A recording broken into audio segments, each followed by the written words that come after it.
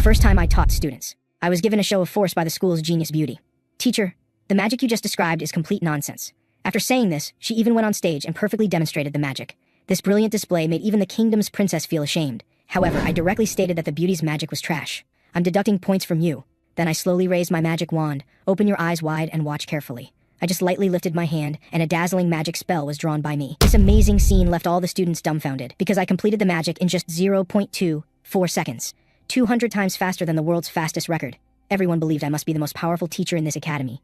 But only I knew that my teacher identity was actually an impersonation, and the magic I just cast had consumed more than half of my magical power, making my head feel dizzy. It turned out that 2 weeks ago, I had disguised my identity and entered the imperial capital. On the train to the capital, I encountered Ludwig Cherish. I didn't want to talk to him the whole way, but he was like a chatterbox, constantly talking to me. He even claimed he was about to become a teacher at Theo and Magic Academy. Seeing such a young man already appointed as a teacher, I couldn't help but flatter him a bit. It seemed this guy really enjoyed my flattery. Just when I thought I could chat with him all the way to the destination, the entire train suddenly shook violently. We both quickly stood up. I guess this might be an attack. I felt uneasy. If my identity was exposed here, it would be terrible.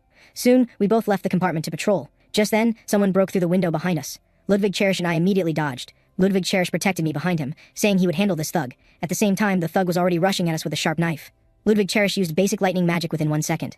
After knocking the thug away, he continued with intermediate magic. With a crash, the thug fell to the ground. I showed a fake surprised expression from behind, so powerful that thug was taken down directly. Ludwig Cherish slowly walked over, saying, "He wasn't killed by me. I just paralyzed his nervous system. He shouldn't be able to move now." Then Ludwig Cherish stepped on his chest and asked who the mastermind was and what the purpose of attacking this train was. The thug didn't answer, but kept laughing maniacally. Ludwig Cherish got angry. "I didn't tell you to laugh. Answer my questions quickly." Then the thug pulled open his chest with both hands, revealing a bomb strapped to his body. "You dirty people should all be eliminated." Ludwig Cherish lost his composure. This day is really unlucky. With a loud boom, a huge explosion went off in this car corridor. Fortunately, I felt something was wrong earlier and hid in a corner to avoid this explosion. I don't know what happened to Ludwig Cherish, but when I saw the scene in front of me clearly, I couldn't help but be shocked. I saw no human figure in front of me, and there was also a huge hole broken in the side. I slowly stood up. Ludwig Cherish might have been blown to pieces. Just then, I discovered that my disguise mask had also broken a big hole. This made me feel heartbroken. I had spent so much money to customize a fake face, and now it was broken. Then I tore off the fake skin mask from my face. This feeling was really terrible. How did I encounter all these unexpected incidents? Originally, I was a mercenary on this continent, living a miserable life every day. And every time I changed places, I would create a new disguised identity. I sighed deeply. I really can't deal with this. Of all times to encounter an attack, it had to be when I was on this train. I casually threw the disguise mask in my hand down. I began to mourn in my heart. Rest in peace, Mr. Ludwig. However, what puzzled me was that the person who was completely paralyzed earlier could still detonate the bomb, which definitely wasn't something an ordinary robber could do. I guessed it should be those fanatic believers who wanted everyone to perish together. Perhaps that was their real purpose. At this time, the train security heard the commotion and came over. I turned to him and said, "Armed robbers attacked this train. It seems they targeted car 1. We'd better hide in the rear cars." The train security personnel was also panicking at this moment, saying, "I've already had other passengers evacuate to the rear. You should go quickly too."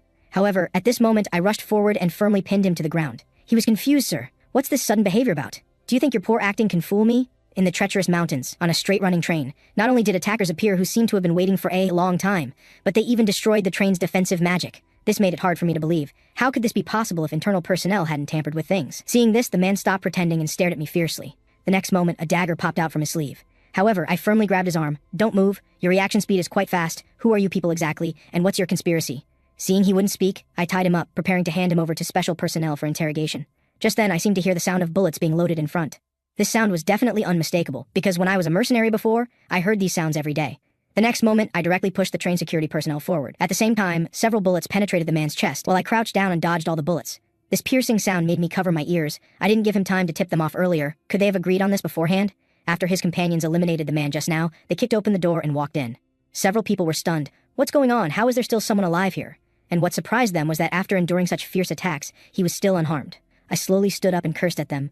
"What are you showing off about there? And I'm not unharmed either." That scene just now almost scared me to death. The opponents were all ruthless people who didn't waste words and directly shot at me. Then my eyes narrowed. "If you have the ability, then shoot. I bet there are no bullets in your guns." Just as I had guessed, they couldn't fire the bullets from their magazines at all, because I had just used magic to make their guns malfunction.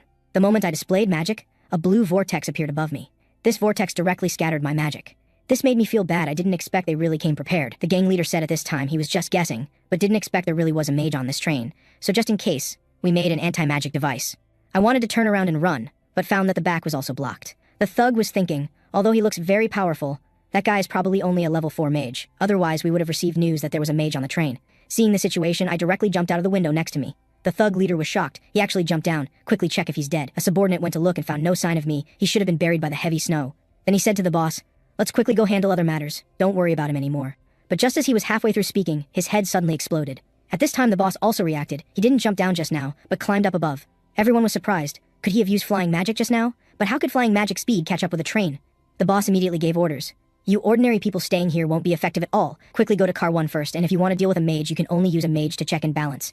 Rat-a-tat-tat, 2 men directly shot bullets at the roof. When I heard the bullets penetrating the steel plates, I immediately ran forward. If I got hit by this thing, it would be no joke. The boss immediately changed plans here, sent several people forward to track that mage and must take him down. The moment they pushed open the door, a huge explosion went off in front of them. This scared them badly. That man actually set up such a powerful trap in just a few seconds. The boss leader was very shocked. What's going on? He's completely different from the mages I've encountered before, and his attacks are quite practical and effective. If I had to say, it feels like this person isn't like a mage, but more like a hunter or a mercenary. At this time, everyone in the car heard creaking sounds. This made the boss immediately feel something was wrong. His reaction was very quick. It must be this guy who separated the car and escaped. He should have discovered this earlier, and that guy had no need to entangle with their group. Now they could only watch helplessly as the front train drove away. Although the boss was very angry in his heart, he had already memorized my appearance, height, and weight. As long as we send someone to draw his portrait, even if he escapes to the ends of the earth, he will be killed by us. However, he soon felt something was wrong. He seemed to sense a very strong magical power fluctuation. He quickly turned around and found this magical power was right behind him from his perception. The next second his eyes widened in anger, cold sweat breaking out on his forehead. I saw myself standing behind him at this time with magic already condensed in my hand. I said to them, "Goodbye, you've lived long enough in this lifetime." When my hand pressed down again, a golden energy wave rushed toward them. That golden light scattered into countless rays when it approached them, and each ray of golden light made them feel terrified because this power was really frightening. The next moment I calmly raised my hand. These people in front of me were finally eliminated by me. Although I appeared calm on the surface, I still felt unlucky today in my heart. What surprised me even more was that there was actually a bald man standing in front of me. He said viciously, "Why did you attack us? Aren't we pitiful? Our comrades were working hard for this world, and you actually killed them all." I laughed. "Is your moral compass already destroyed? It was you who attacked me first, and when I wanted to escape you wouldn't let me. Did you expect me to stand there and let you kill me? At this point it's useless to say more. You were the ones who wanted to kill me first, so I fought back and killed you. Stop trying to twist the facts." Then my expression changed drastically. "Since you've seen my true face today, you're destined not to leave alive. People like you, who I was prepared to let escape, but still chase after me to kill me, it's better to eliminate the threat early to avoid future trouble." However, to my surprise, just as I was about to attack, an ice magic directly shattered the man's body. I was somewhat shocked. Looking at the attack, I estimated they must have arrived. I saw at this time a white-robed female general slowly stepping in here, with incomparable majesty and seriousness, more like an experienced warrior. She asked if I was injured, saying that now all the thugs had been completely eliminated. Then the woman said proudly, "Because our Custy Night Order has arrived on the battlefield, any thugs will be eliminated completely by us." At the same time on the other side, several thugs kept attacking forward, but no matter how they attacked, they still couldn't harm the man in front of them. The man rushed in front of them, with magic already condensed in his hand. He struck out fiercely, directly harvesting 3 lives, his movements very clean and efficient. He spoke into his earpiece. "Car 2 has been cleared. Car 1 has also been cleared at this time. All passenger safety has been ensured." After receiving the news, the woman was extremely relieved. It seems our deployment this time didn't have any comrades injured. Then we'll escort the passengers safely to the next station. 3 hours later, I arrived at Pilbert Station. The woman walked over at this time. "Are you all right? Do you want to go to the hospital for a checkup?" I said to her. "No need to worry, thanks to the Night Order's help. I wasn't injured. I was just thinking about some problems earlier." The woman introduced herself. "I'm Veronica Delavy, deputy leader of the Night Order." Seeing her so sincere, I was also prepared to reveal my disguised name. But before I could finish speaking, another group of people came from behind the woman. The newcomer was Lemris from the Pilbert Regional Inspection Office, who heard about the train attack incident at the Alet Mountain Range border, so he came specifically to take a look. Veronica confirmed the occurrence of this incident and claimed that all the thugs had been killed by them. Hearing this, Lemris was overjoyed. "This saves a lot of trouble. Thank you for the Night Order's hard work. However, there's one point that's puzzling in the report. Those suspicious individuals occupied the train too quickly.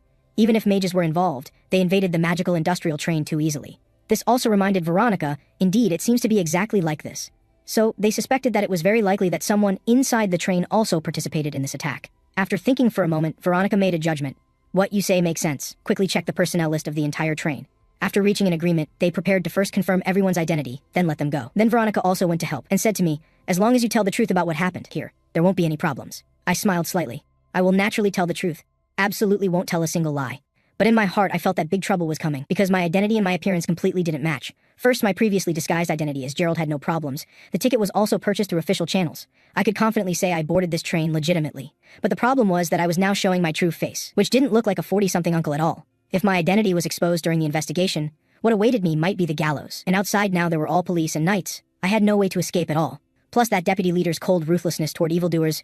Although she was all smiles just now, I had no doubt that the moment she discovered I was suspicious, she would cut me down. Just when I was panicking, someone asked if I was okay. "You look a bit nervous, what's wrong?" And he was about to confirm my identity. A train attendant nearby took out everyone's tickets, feeling that ticket 403 was fine.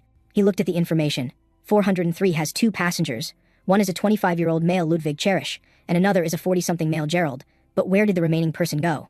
I started acting, speaking in a sad yet calm voice. After I was caught in the explosion during the attack, the train happened to be passing through the Alit mountain range. At that time, he should have fallen to the bottom of the cliff.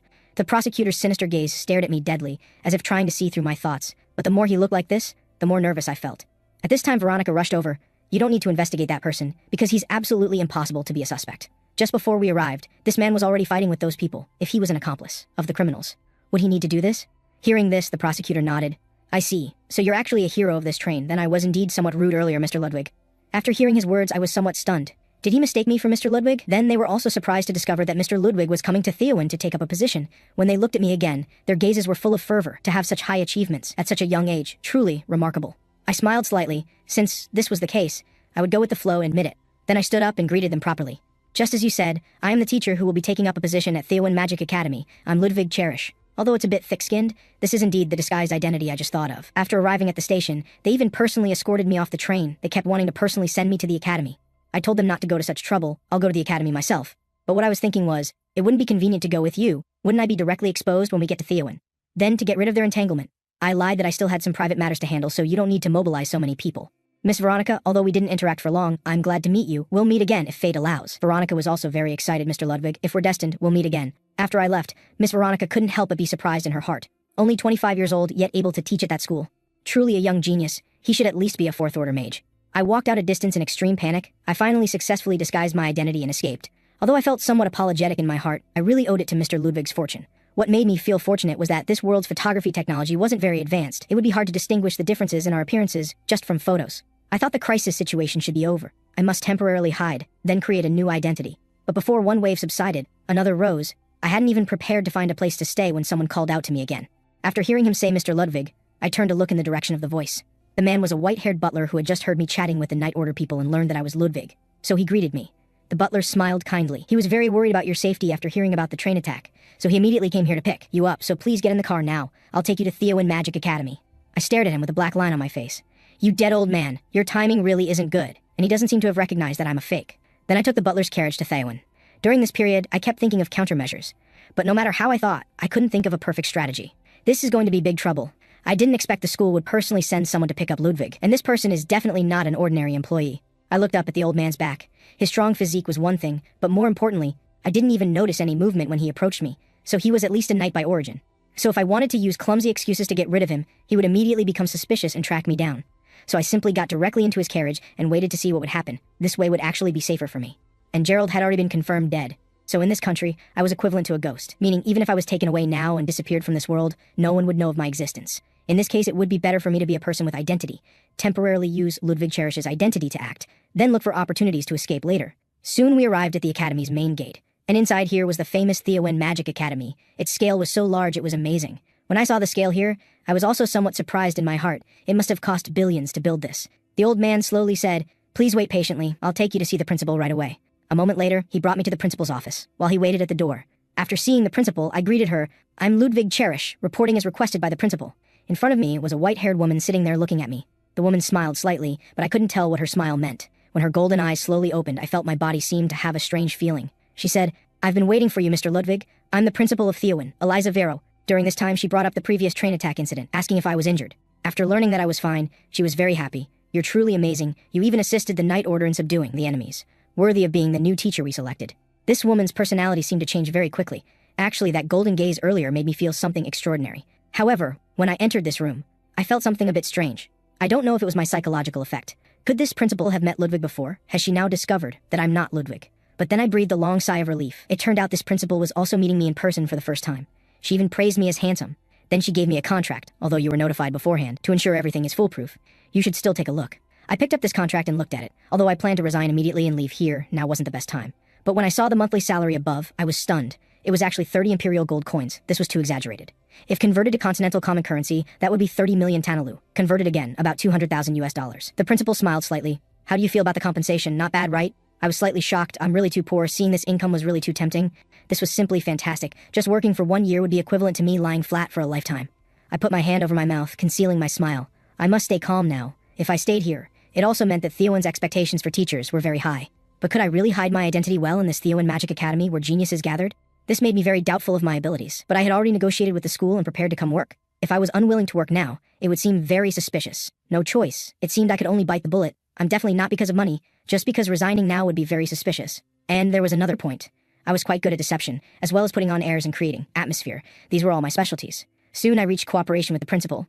She also very much welcomed me to this school as a teacher. And this handshake represents 2 years of hard work, but these 2 years would earn more than others working 10 lifetimes. That night, I returned to my own room. I calculated there were still 3 weeks until school started. I still had plenty of time to prepare. What I didn't expect was that just for being a teacher at this school, they rented me a villa.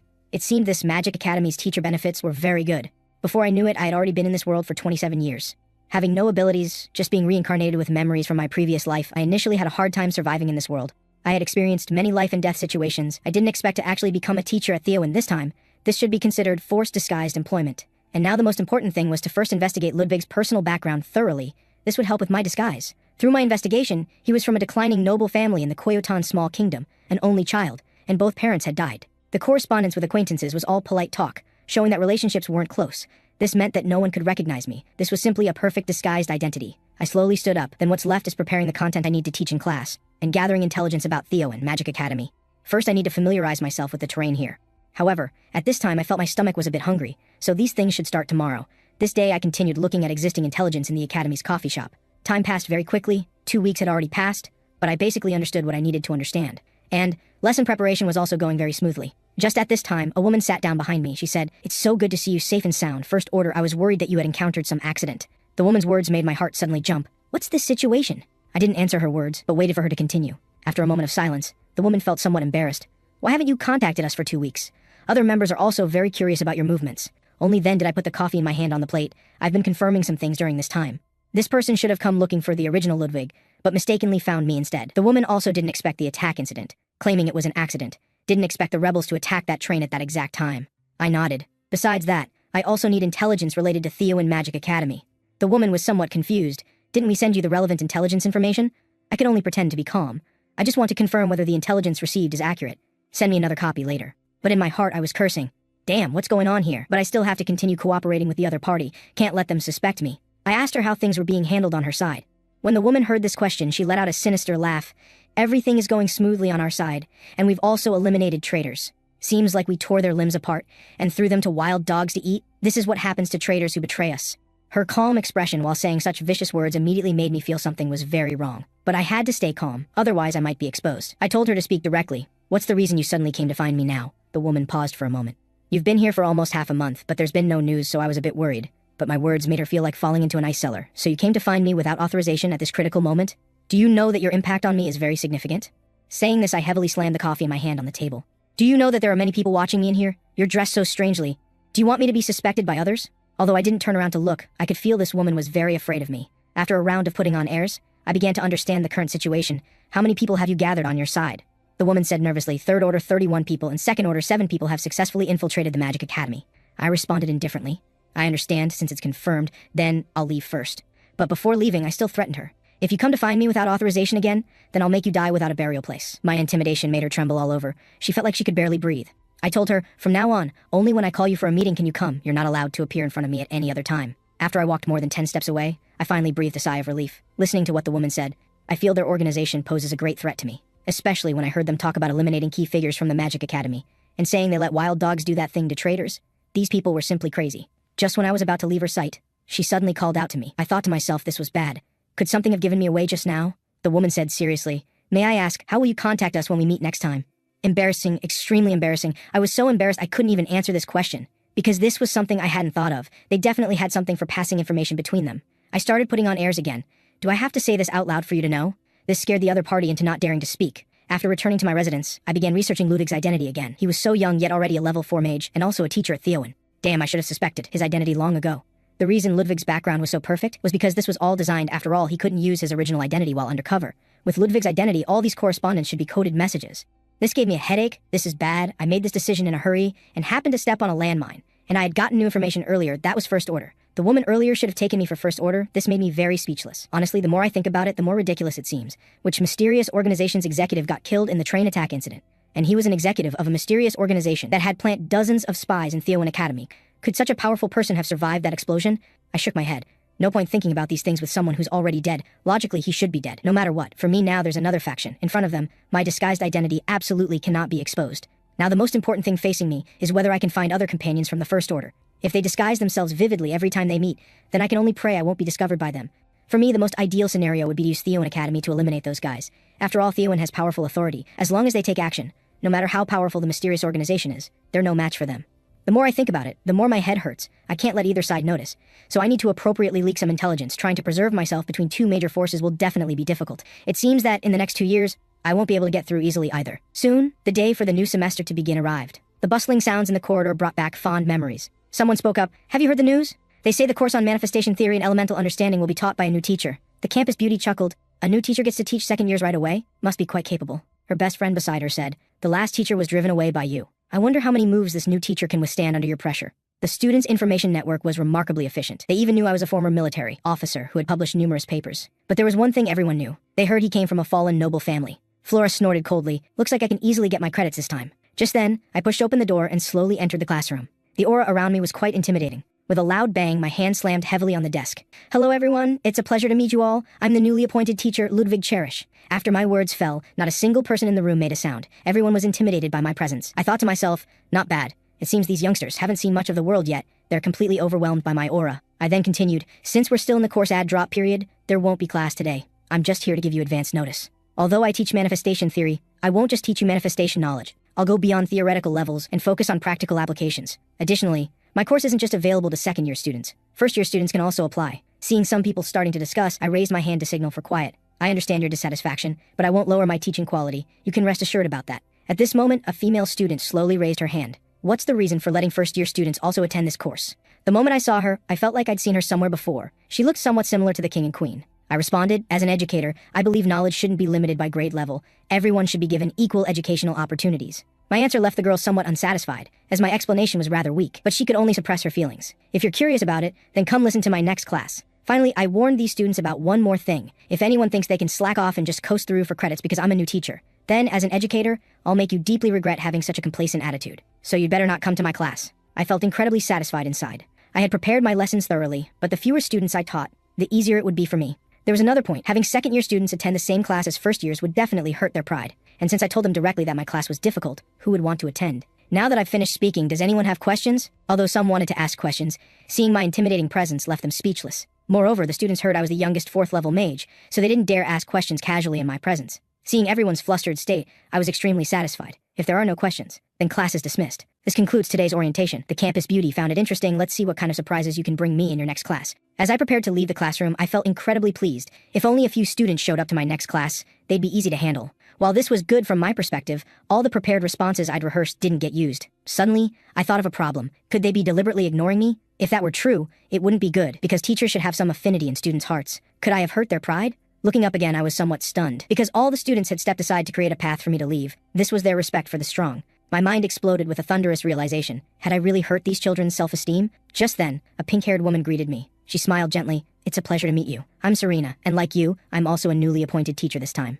I turned around and politely greeted Serena, then asked what she wanted to discuss with me. Serena looked shy. Have you eaten yet? Would you like to have a meal together? Moments later, I found myself in the teacher's courtyard, which was also our usual resting area. 2 strangers greeted me. They were the summoning instructor and the counter-curse instructor, respectively. I also happily greeted them back. I'm Ludwig Cherish, responsible for teaching manifestation theory. At this moment, I noticed a man staring at me from my right front at a 30-degree angle. I felt his gaze was somewhat unfriendly. After 2 seconds of eye contact, the man angrily turned away. The counter-curse instructor told me that was teacher Chris Baymore. As you can see, he's a noble. With that explanation, I understood. So there was 1 noble, 1 fallen noble, and 3 commoners among the newly appointed teachers. Although their statuses differed, they were all top-tier experts in their respective teaching fields. This meant that among these people, there might very well be other members of the First Order. The contact person had mentioned earlier that their people had already infiltrated the Magic Academy, but that statement was too conventional for me to trust my colleagues. Chris arrogantly said, I really can't stand being here anymore. I just came to see what kind of people the new teachers are. But disappointingly, it's just a fallen noble and 3 commoners. Don't drag down my status. Let's all mind our own business and never meet again.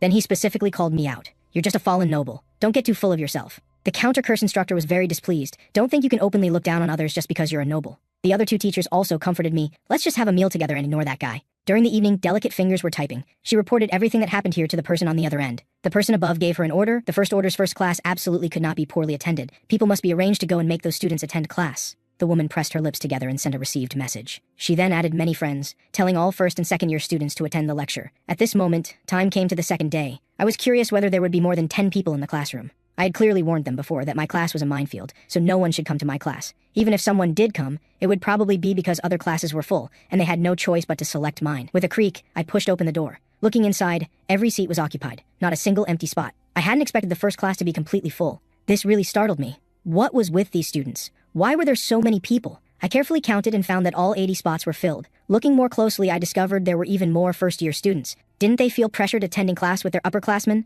This made me suspect someone was pulling strings behind the scenes. Otherwise, it would be impossible to have so many people. What a devious person indeed. But it was also possible that the students' pride had been challenged by me, so they all came to attend my class. After all, this was Theowen, the strongest magic academy. Since that was the case, I had no choice but to teach according to my prepared lesson plan. Nice to meet you all. Let me reintroduce myself. I'm Ludwig Cherish, your professor, teaching manifestation theory. Above me, a student raised his hand with a question. Does all content refer to all 4 specializations? I looked over with an annoyed expression. Next time, you can only ask questions when I give permission. But since this is your first offense, I won't pursue it further. If anyone interrupts my class rhythm again and challenges the teacher's authority, I'll deduct points from that person. Since someone just asked a question, I'll answer it. I do indeed plan to teach you all 4 specialization areas. The so-called 4 specializations are a collective term for the 4 manifestation specialties: release properties, elements, telekinesis, and enhancement. Flora tapped the desk with her finger. Most people found learning 2 specializations quite taxing, yet he wanted to teach them 4. Could a mere new teacher really accomplish this? She felt I was just boasting. Then I began my first lesson.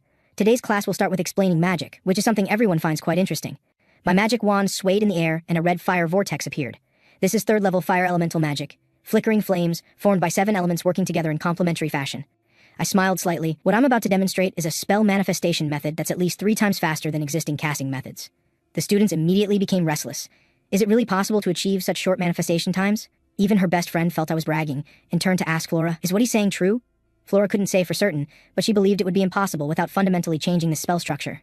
Storing magic in scrolls or using residual memory were methods, but both had clear limitations. So if I was trying to use one of these methods to make such grand claims, she would mercilessly challenge me. She no longer expected to learn anything from me. She just hoped to see my embarrassed state after she challenged me. I slowly began. It seems you all have many doubts, so let me select a few people to answer your questions. As soon as I finished speaking, several people immediately raised various questions, but they were mostly first-year students. After answering several questions in a row, I asked them to quiet down first. If we change existing spells, that essentially becomes different magic altogether. So what I want to show you is magic that maintains existing spell structures while only improving manifestation speed. Upon hearing this, even Flora was somewhat stunned. Flora then raised her hand with a challenge. Teacher, that's impossible. Everything you just said is complete nonsense. I thought, finally, here comes the biggest troublemaker in this class. Everyone's eyes turned toward Flora. Although I was displeased that she spoke without getting my permission first, I still wanted to hear her argument. Flora slowly began. Under the condition of maintaining existing spell structures, there's only one way to shorten manifestation time. Repeated practice to improve proficiency. You claim you can do something that no genius has ever achieved. Isn't that absurd? After hearing her words, I nodded in agreement. But what if it's not that improvement is impossible, but that no one was willing to improve it? How would that change things? The magic field has overemphasized tradition and history to the point of long-term stagnation. During this period, science has continuously developed, even threatening magic's long-held position. I'm not arguing that science is superior to magic. I mean that magic also has room for development. Therefore, your argument is wrong. Since no one has the will to improve it, I'll be the first to do so. Campus beauty Flora broke out in a cold sweat. Are you serious? Where does this inexplicable confidence come from? I didn't continue wasting time with Flora and directly cast a spell on her. This magic took about 10 seconds to activate. If the level increased, the time would be shortened to under 5 seconds. Not bad. From her response, I can tell she understands magic fundamentals well. Flora smiled confidently. If I cast it, it should only take 5 seconds. Seeing her confident expression made me laugh. I actually enjoyed challenging troublemakers. Since you're so confident, would you mind coming to the platform to demonstrate? Flora was very gracious and quickly came to the podium to demonstrate. As she waved her hand, flickering flames magic appeared before her. Everyone was amazed by Flora's speed, truly worthy of being the Lumos family's daughter. I looked at the pocket watch in my hand. From start to manifestation took 4.78 seconds total. It's hard to believe you're only a second-year student at this speed. Flora turned her head, ready to return to her seat. For her, this child's play was a piece of cake. But my next words shocked her beyond belief. Your speed is still too slow. The fastest record for a 3rd-level mage is 4.41 seconds. That speed is still slow. Flora indicated she could make it even faster with more practice. I said dismissively, no matter how fast you get, in my eyes you're slower than a turtle. Even the world's fastest time of 4.41 seconds seems slow to me, let alone you, little girl. These terrifying words left students with expressions of horror on their faces. If he said this, he must be confident about it. So just how fast was his speed? Then I slowly extended my wand. Watch carefully, everyone. This is how flickering flames should be used. The next moment, I extended my hand directly, and golden light burst forth from the wand. This left the campus beauty very confused. What are you doing? That's not the flickering flames spell structure at all. However, the next moment, something jaw-dropping happened. Before me appeared magic identical to what Flora had cast. Flora and the class geniuses were completely stunned. We didn't blink just now, so why didn't we see the spell structure? Everyone was amazed by this operation. The spell structure was completed instantaneously. The campus beauty was incredibly shocked. That definitely wasn't the flickering flame spell structure, because she hadn't seen any intermediate processes before the spell completion. I knew none of them had seen clearly, so I planned to slow down and demonstrate again for them. The next moment, flickering magic appeared before me. Though it was the second time, it was still somewhat shocking. This operation left everyone speechless, and their way of looking at me finally changed. I checked my pocket watch. The flickering flame spell I just cast had a manifestation speed of 2 and 4 seconds. That's worlds apart from previous records, isn't it? But I believe you all must find something strange, because the spell structure I first cast wasn't flickering flames, yet I ultimately did produce the flickering flame spell. The magic I just cast actually incorporated something that has never appeared in this world. This is my self-created auxiliary stacking magic, a spell structure that exists specifically for activating spell structures. I've named this spell structure Source Code. Hearing this, all students in the classroom were shocked. They'd never heard of such magic existing in the world. This is actually a design that immediately outputs specified results when input parameters are entered. It's software that consumes data called magical power through biological hardware called mages, manifesting magic according to programs called spell structures. Flora was secretly amazed. The man before her had unfathomable abilities. Flora then lowered her head in shame. Since I've finished explaining, it's time for punishment. You interrupted my class rhythm without permission because you were trapped by your own narrow thinking. Do you admit this? My gaze became incredibly cold. Your behavior just now was openly challenging the teacher's authority. Therefore, I'm deducting points from Flora Lumos. Her best friend looked worried. Being deducted points at the start of the semester would greatly affect the final grade. Although Flora was furious inside, she could only grit her teeth and accept the punishment. Flora then turned around without looking back, preparing to leave. But I called out to stop her. One thing at a time. Your demonstration of flickering flames was quite perfect, so I'm awarding you 10 points. I actually don't dislike capable students. You're very excellent, but also very prideful. At my evaluation, Flora clenched her fists unwillingly. Hearing this, everyone's anxious hearts relaxed. Positive and negative canceled out, so there was essentially no point deduction. After Flora returned to her seat, her best friend asked with concern, "Were you hurt by today's events?" Flora turned her head away, suppressing her inner unwillingness. "I won't let such a small matter affect my mood. Thanks for your concern." Sally felt relieved. Truly worthy of Flora. You adjusted your mindset so quickly, but Sally had no idea how much unwillingness Flora felt inside. However, she wouldn't show any of this, as she was a strong-willed girl. Seeing those students intimidated by me, I took off my jacket and prepared to officially begin class. Next, I'll select several students with strong learning abilities and teach them source code.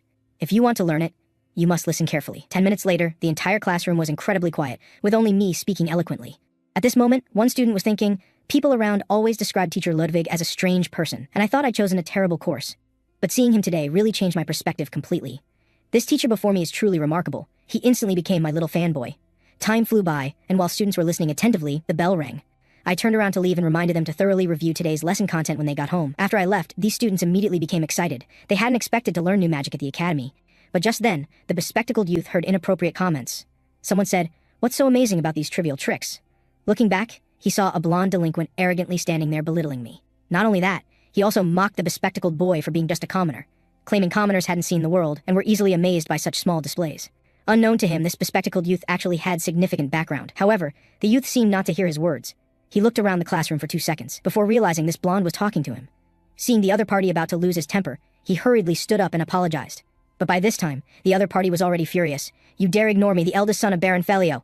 As his words fell, another man walked down from behind. "A mere Felio baronage dares to act so arrogant here? Aren't you just from the Empire's most remote borderlands?" Javan dismissed this contemptuously. "Has Theowen started accepting children like this recently?"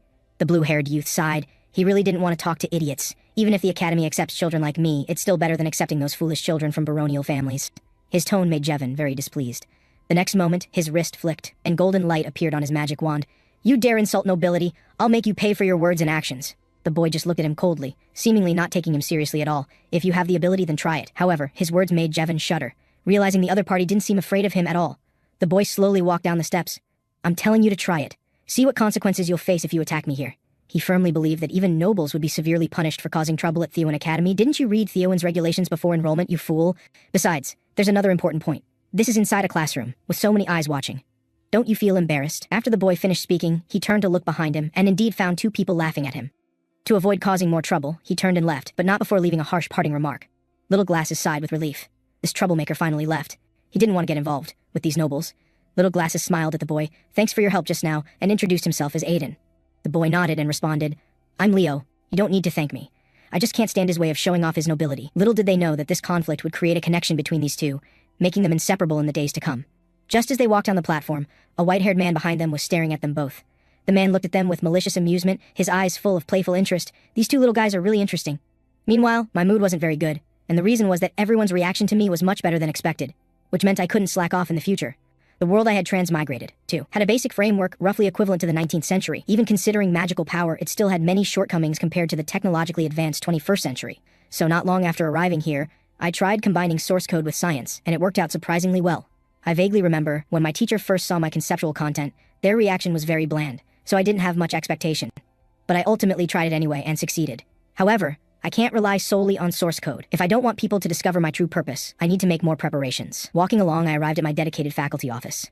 After pushing open the door, I found a woman standing before me. She was the academy's principal, here this time to see how my office setup was going. I thought coldly, this lie might fool a 3-year-old. I then sat on the sofa and brewed her a pot of tea. If you have something to say, you can speak directly.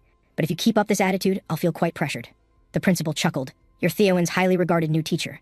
As principal, I naturally need to show more concern. The next moment, her eyes flashed with a brief golden gleam. This gave me a headache. Why did I feel this indescribable irritation every time I made eye contact with the principal?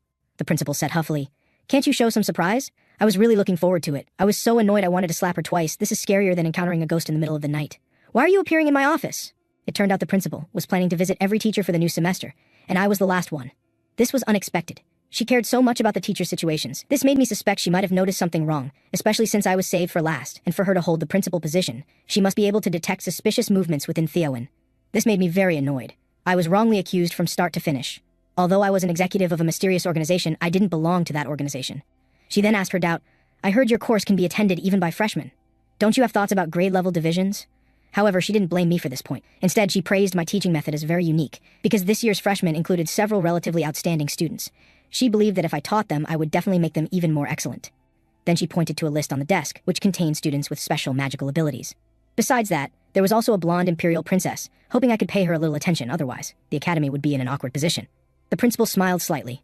She had very high expectations for me and told me to keep up the good work. The principal then got up and left. But what I didn't know was that the moment the principal closed the door, her entire aura changed completely. The principal, who had been kind and amiable just moments ago, now had a completely dark expression. The butler beside her asked how the probe went. Do you think Mr. Ludwig is reliable? After hearing the butler's question, the principal glanced again at the door handle. The principal said while walking, I didn't gain much from probing him just now. I mainly observe those who are very vigilant, but currently he seems relatively normal. Hearing this, the butler chuckled. It seems Mr. Ludwig has no problems. At this moment, the principal showed a sinister smile. She was quite surprised inside.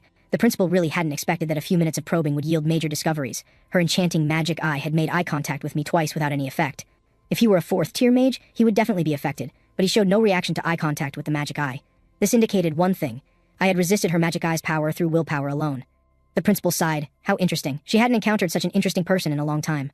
The principal had recently received news about the recent train attack incident. It seemed a group of people was hiding in Theowen, so she couldn't let any suspicious details slip by. If this was all a smokescreen created by the train incident, and the real teacher had been replaced during this time, then Theowen would be in crisis. She then turned to ask the butler's opinion.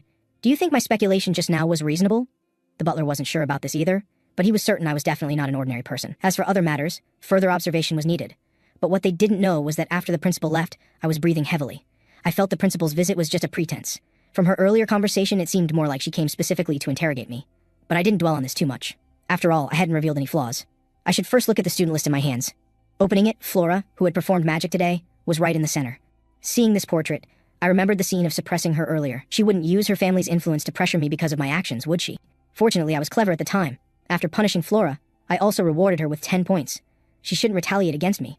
I carefully examined the student list and found quite a few middle school students, including newcomers cultivated by the Magic Tower and an imperial princess. Just then, I noticed someone seemed special. This person was the bespectacled student who had argued with the blonde delinquent in class today. This guy actually has special magical abilities. I felt this guy looked somewhat familiar, but I couldn't remember where I'd seen him. None of this mattered. The main thing was I absolutely couldn't let my guard down at this academy. Because the principal's probes were constant. Moments later, I finished reading all the student information on the list. The female who had made contact with me before was very fearful of me. I suspected she had never seen Ludwig's appearance, so she naturally accepted my physical changes. If the real Ludwig was skilled at disguise and infiltration, then we were the same type of people. I shook my head, trying to shake these dangerous thoughts from my mind. I felt the best thing for me now was to stay put and continue being this academy's teacher. At this moment, a man approached me and handed me a patrol duty roster. What I didn't expect was that I had to go on duty on my very first day of teaching. I had an ominous feeling inside, sensing something bad would happen tonight. Meanwhile, in the training hall, most students were practicing magic here. At this moment, a woman said extremely arrogantly, "You actually dare to be fierce with me. You really don't want to live anymore." The girl opposite showed no fear and said resolutely, "Everyone has the right to use this place. Why should I leave? If anyone should get out, it should be you, since I was here first." Her words made the other girl laugh in anger. A commoner actually dares to talk back to me. This comment caused the silver-haired girl's displeasure. Theowen doesn't rank by title or bloodline. Don't you even know this? The girl and the two people behind her dismissed this with disdain. You actually believe such words meant to comfort yourselves. What foolish commoners. The girl was too lazy to argue further, knowing they wouldn't listen to anything she said anyway. This made Miss Dunema even more furious. A commoner actually dares to ignore what I'm saying. Dunema then suddenly raised her hand, aiming at the girl to cast low-level magic. But this magic had offensive power. If the sneak attack succeeded, the girl would definitely be injured. With a crackling sound, this magic split into several lightning bolts that flew forth. The other two nobles in the hall were shocked. They hadn't expected Miss Dunema to actually attack a student within the academy. The girl was startled. She couldn't react to this magic attack at all, just as she thought she was about to be hit by magic. There was a loud clang, and another magic spell suddenly appeared in front of her, blocking the attack. Then Dunema's magic power was dispersed. Dunema roared in anger. "How dare you? Who dares to interfere with me?" It was then that my voice rang out across the field. "I should be asking what you're doing here. You're actually fighting randomly on this training ground built for students to develop their strength, causing such big trouble right at the start of school. Aren't you afraid that Theowen will bring down punishment?" The next moment, I stepped into the void and walked straight down from the sky. Dunema didn't realize she had made a very serious mistake. Even if there are academy rules, so what? I was just maintaining my noble authority. However, at this moment, I said the same words as the silver-haired girl had said earlier. In Theowen, all students are equal, with no distinction between high and low. No matter how noble your bloodline is, it doesn't matter in this school. The girl's body trembled slightly. It seemed this teacher wanted to give her trouble. Then I told both of them to come with me to the office. However, Dunema was very dissatisfied, saying through gritted teeth, "You are just a fallen noble. Why are you being so arrogant in front of me?" After hearing Dunema's words, I stopped walking. Dunema thought it was over. She had said something she shouldn't have said. Dunema nervously clenched her fists. But what's done is done. Words spoken are like spilled water. Even the silver-haired girl was shocked by my aura, swallowing involuntarily. Then I slowly turned my head. My eyes were filled with endless killing intent, staring deadly into Dunema's eyes and saying, "If you have the courage, try saying that again." The next moment, tremendous magical power spread from my body, enveloping Dunema's entire being. It was only then that Dunema clearly realized just how terrifying this teacher before her was. My tone was extremely cold. "You said I'm a fallen noble, right?" Students who saw things going badly immediately went to find other teachers for support, hoping to ease the tension in the field. Serena's face changed dramatically, raising her hand to try to stop my next action. However, at this moment, my arm had already raised high, but I only patted her shoulder and didn't do anything to Dunema. Teacher Serena's body instantly froze. Fortunately, nothing terrible had happened. Dunema also looked at me with a bewildered expression. I spoke to her in a calm tone. "As you said, I am indeed a fallen noble. But this is Theowen. I am a teacher at Theowen, so what you said was challenging a teacher's authority. Am I wrong?" Dunema suppressed her anger and nodded, seeing that she admitted her mistake. I began to praise her. "You're still an immature student. Perhaps it's difficult to accept changes in your environment. So this time I'll only give you a verbal warning for your oath. Of course, the mistakes you made against your classmate must receive appropriate punishment." After learning that Line wasn't injured, I asked teacher Serena behind me to come over. Serena would handle the rest. While I left the training hall without looking back, Line clenched her small fists. She was somewhat excited because teacher Ludwig, whom she respected, actually knew her name. In that previous class, she was just one of 80 students, and a commoner at that. My words from class echoed in Line's ears again. In Theowen, all students are completely equal. Thinking of this, her admiration for me grew even stronger. Initially, Line's impression of me was of a very scary teacher, but it seemed that wasn't the case. Now Line felt I was someone she could follow and trust. She pinched her little face. Why did it suddenly feel so hot? Meanwhile, I was resting on a bench outside. At this moment, my head was in unbearable pain, the kind of deep, bone-piercing agony. I took out a bottle of medicine from my coat. With a crack, I directly poured 3 pills into my mouth and chewed them, finally relieving my headache. If I didn't have this medicine, something terrible would happen. Although my head still hurt a bit, it was now bearable. I almost made a fool of myself just now, but fortunately I left early. The abnormality in my body appeared when I entered the first training ground, though I could still hold on then. But my condition seemed to worsen along the way. I had wanted to leave the training ground quickly, but that damn blonde had to loudly humiliate me at that moment, so I couldn't pretend not to hear. But no matter what, my bluffing performance just now should have been pretty good, though my expression must have looked terrible. Looking at the empty bottle, I had finished the medicine I brought. It should last about 5 more days, but I might need to use magic in the coming days, and borrowing from the pharmacist would definitely leave records. I sighed deeply. This was getting too dangerous. I needed to contact that guy as soon as possible. Time quickly came to the next morning. Today I heard some strange news. Apparently werewolves had been spotted nearby. This news came from Serena, though she hadn't seen them herself. Just yesterday, students from Pilbert said they saw a black shadow moving through the night mist across rooftops, and that figure looked very much like a werewolf. I chuckled. This sounds like an urban legend, quite mysterious. But Serena's next words made me somewhat doubtful. She actually said she'd seen that black shadow in Theowen Academy too. Serena said very seriously, Although it might be a mistake, it could also be real. After all, this is Theo, an academy. Strange phenomena caused by magical power could appear. Wasn't there a book called Theo and Seven Great Mysteries before? I was directly surprised there were actually such rumors. This was the first time I'd heard of it. At this point, the counter-curse instructor also excitedly said, "Speaking of which, Teacher Ludwig, I heard your first class amazed everyone." The two of them greatly admired me and asked how I achieved that source code magic. After the counter-curse instructor finished speaking, a strange phenomenon occurred in the scene. All the students stopped moving as if time had paused. I slowly began to speak. Actually, source code is quite simple, just auxiliary magic I created on a whim. The counter-curse instructor looked at me admiringly. "So you're this amazing? You know, there aren't many teachers on the entire continent who can easily develop new magic." All the students in the field glanced over in unison, wanting to hear me continue. I quickly noticed this phenomenon. Everyone seemed very interested in my magic, but it didn't seem appropriate to explain here. And even if I told them, they wouldn't understand in such a short time. The counter-curse instructor recommended I apply for a patent on this magic. I could make big money in the future. I directly refused her suggestion. On the contrary, it's best not to apply for patents casually, because without backing, it's easy for others to steal or exploit them. This behavior also caused several teachers to become dissatisfied with me, especially Crispin Moore, who looked like he could kill me with his gaze. But what concerned me was the werewolf Serena had mentioned earlier. That night I left Theo in academy. The entire street had only me on it, waiting quietly for another person. Just as I was about to look around and familiarize myself with the environment, a large foot suddenly landed behind me. The werewolf bent down and gathered strength. The next second, he displayed the werewolf's speed to its extreme. However, his sharp claws didn't catch me. I easily dodged them. Then I lifted my foot and kicked him dozens of meters away. I chuckled. "I wondered why you were so slow. Turns out you were waiting for the right moment to play this kind of joke." The werewolf laughed heartily. "We haven't seen each other in so long. Couldn't you at least pretend to be scared?" Then the werewolf flipped up and half knelt on the ground. "It's been so long, big brother." My face also showed an excited smile.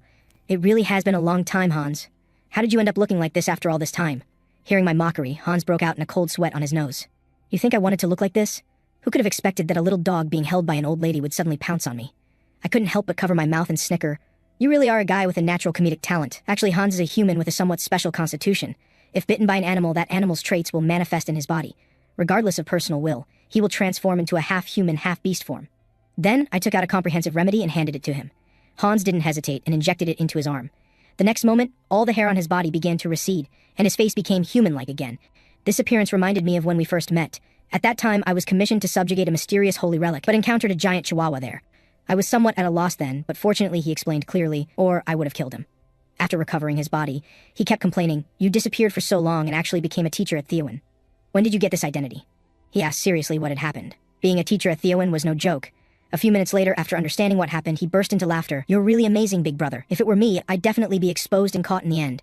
How did you manage to fool both sides?" And that guy called Ludwig Cherish is also a member of a mysterious organization, seems to be called the First Order. Hans carefully recalled, "This name seems familiar. I heard a new organization appeared recently. They call each other team members and orders or something. Those guys seem to be from a mysterious organization." His words gave me a flash of inspiration. "Isn't this the organization I'm looking for? This group seems to be called Black Dawn." Knowing the other parties' background, I had to take some preventive measures. Hans reached out and handed me a box. This was the purpose of my coming here to meet him. Opening it, inside was a whole box of small medicines. I curiously asked, "You arrived a couple days ago. We could have met immediately. Why did you tell me in the letter to wait for a while?" Hans was confused. "Big brother, what are you talking about?" I spoke frankly. The news about werewolf appearances the night before last has spread everywhere, but Hans said that wasn't him. He had just arrived in Pilbert today. For a moment, both of us felt awkward. The next moment, an intense howl suddenly rang out. Hans was stunned by the scene above. Looking up, I was also quite startled. It seemed the real werewolf had appeared. The werewolf's mouth seemed to extremely crave blood. Hans wanted to escape while the werewolf hadn't noticed them. This was the perfect time to run. Looking up, I almost dropped my jaw. With my keen eyes, I quickly noticed the necklace around the wolf's neck. Then I pulled out my gun and aimed at the werewolf. With this thing, I believed we could definitely win this confrontation. Hans also remembered.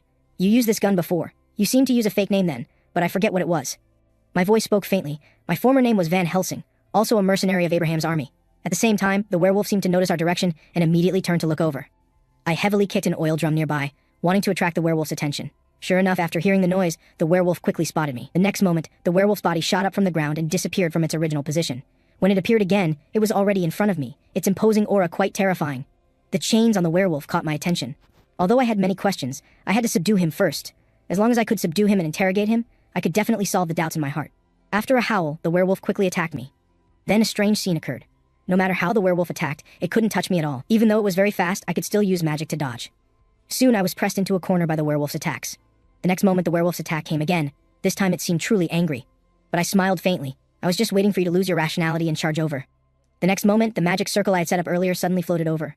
The werewolf was caught off guard by this move, its body completely unable to move, firmly controlled by my magic circle. With a clang, the werewolf's body heavily crashed to the ground. However, what happened next would cause the werewolf unbearable pain. It held its ears with both hands, continuously howling. Hans, hiding in the corner, saw clearly, but didn't understand why the werewolf was making such painful cries. Actually, the magic circle just now was an ultrasonic attack spell that could subject the werewolf's ears to hundreds of times normal ultrasonic attacks, making its head extremely painful. I had even taken out a gun to deal with it, but it seemed unnecessary now. Then I took out a syringe. Let me see where you were manufactured, you creature. But just then, I heard the patrol team's voices. This made me feel very unlucky, encountering them at this exact moment. At the same time, my momentary distraction gave the werewolf a chance to escape. In just the blink of an eye, the werewolf's body had appeared on a tall building. I casually raised my hand, and very sturdy iron chains appeared from my sleeve. With a clang, I nailed the claw to a solid part of the wall. This werewolf underestimated me too much. If it wanted to escape, it had to see if my chains would allow it. While the werewolf was focused on escaping, my figure also appeared in midair, my gaze locked deadly onto its body. This reminded me of the battlefield before. No enemy I've ever locked onto has escaped. I wonder how long you little werewolf can hold out. Soon the patrol team discovered someone on the roof, but it was too far to see clearly. With a whoosh, the werewolf moved very fast. But my speed was no slower, following close behind the werewolf. The werewolf leaped onto the rooftop. Looking back, it was terrified. It hadn't expected my speed to match its own. I slowly stood up and said to it, "Originally I just wanted to restrain you appropriately, but I didn't expect you to seek your own death." I quickly drew the throwing knife from my coat. The werewolf clearly knew that if it didn't eliminate me, it would have no chance to escape, so without any hesitation it charged at me. The instant it charged, I flicked my wrist and threw the knife in my hand. But this throwing knife didn't seem to cause any damage. The werewolf dodged the knife with a twist of its head. The next moment, the boomerang passed over the werewolf's neck again, nearly cutting its main artery. I praised the werewolf. "You do have some skill, but not very much.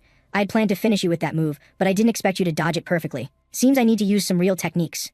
I raised my hand, and blue magic power condensed in my palm. Then the boomerang hit the werewolf's arm. The moment it hit the arm, I hooked my finger. The next second, the boomerang I threw curved at a strange angle around behind the werewolf. Caught off guard, the werewolf was hit in the head by the boomerang. At the same time, my body quickly approached the werewolf's body. But what I didn't expect was that the werewolf reacted very quickly and immediately kept its distance from me. But it ignored my boomerang. Its elbow was hit by my boomerang once again.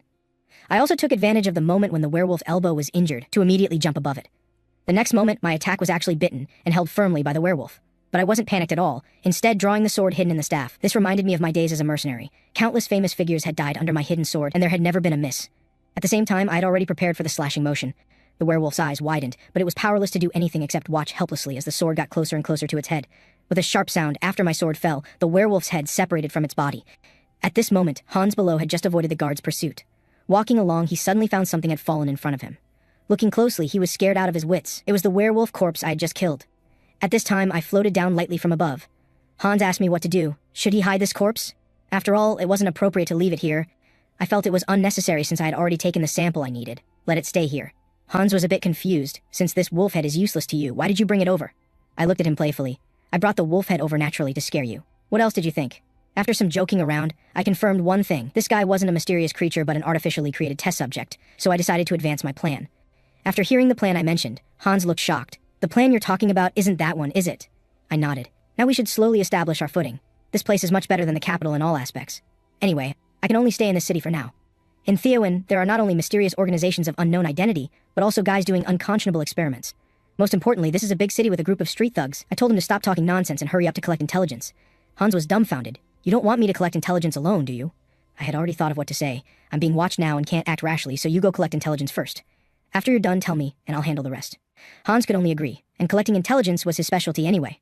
Soon someone revealed that since last Sunday, 5 more people in Pilbert had been killed, bringing the total victims to over 10, although the perpetrator's identity hadn't been determined, but witnesses claimed it was a terrifying beast with black fur, and the authorities announced it was just a crazy killer, promising to arrest him soon, but citizens remained panicked.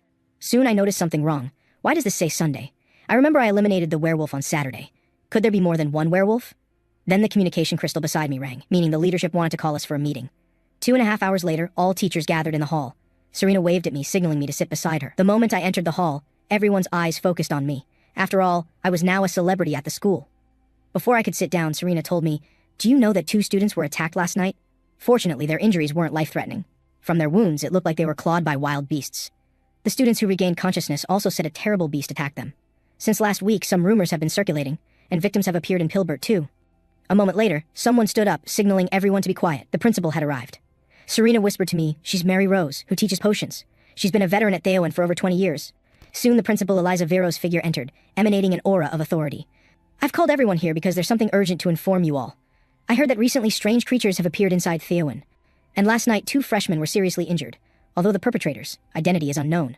According to witnesses, it seems to be werewolves, so-called mysterious creatures. At this point, a man stood up cursing, "That's impossible. Principal, you must be mistaken. How could it be mysterious creatures?" The principal's speech was interrupted by this voice, making her very displeased. "Do you have something to say, Teacher Hugo Boltag?" The man found it absurd that the academy was attacked by mysterious creatures, because how could werewolves possibly appear in the protected Theowen? Besides, how could we just believe students' ghost stories? The principal brushed back her hair, anger rising within her. "I just clearly said there were 2 victims in the academy. Didn't you hear?" The man said he heard, definitely heard, but precisely because he heard it, he was more convinced it wasn't werewolves doing, because weren't those 2 victims both noble children? The principal's gaze was ice cold. She really didn't know what this teacher was trying to say, but felt like he was protecting the werewolf and preventing Theowen Academy from investigating further. The man continued, saying he thought the perpetrator should be a Theowen student, and a commoner student at that. The principal definitely didn't believe this. She couldn't believe such a thing would happen at her school. But Hugo Boltag became more excessive, thinking this incident was caused by commoner students. Among so many students, only noble children were injured. What other reason could there be? Hugo Boltag felt this incident should be commoners impersonating werewolves to attack noble students. I boredly tapped my shoulder, making no comment on what had just happened. Actually, I had originally thought this matter would be very disadvantageous to Black Dawn, but I miscalculated. They were actually causing factional disputes at a time when unity was needed. From their discussion, I concluded that this fat man and the principal were very much at odds. This made me think that perhaps this was the current state of Theowen, the first magic academy. There were multiple branches and factions within the academy. At the same time, a small spider landed on my shoulder. This made me curious about where this insect had descended from. Then I held this insect in my palm and rubbed it. When I opened it again, I was surprised to find that the insect had turned into a paper note with information. It read, 3 test subjects escaped. Please capture alive immediately. If the situation becomes critical, eliminate completely. But if the test subjects are taken away, our side risks exposure. I stared at the note for quite a while, almost losing focus. Then I clenched my fist hard. How could this organization assign me such a task?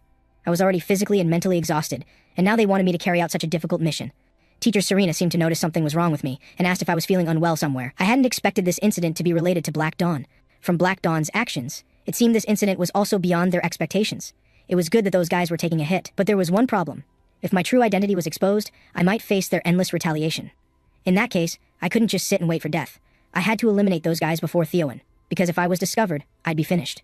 The principal then said to Hugo, "How you think is your freedom, but please handle the tasks assigned to you properly. From now on, patrols must be strengthened, and students must be warned not to go out at night. If anyone doesn't cooperate, their credits can be deducted. This is a direct order from the principal." Hugo nodded dissatisfiedly, agreeing on the surface.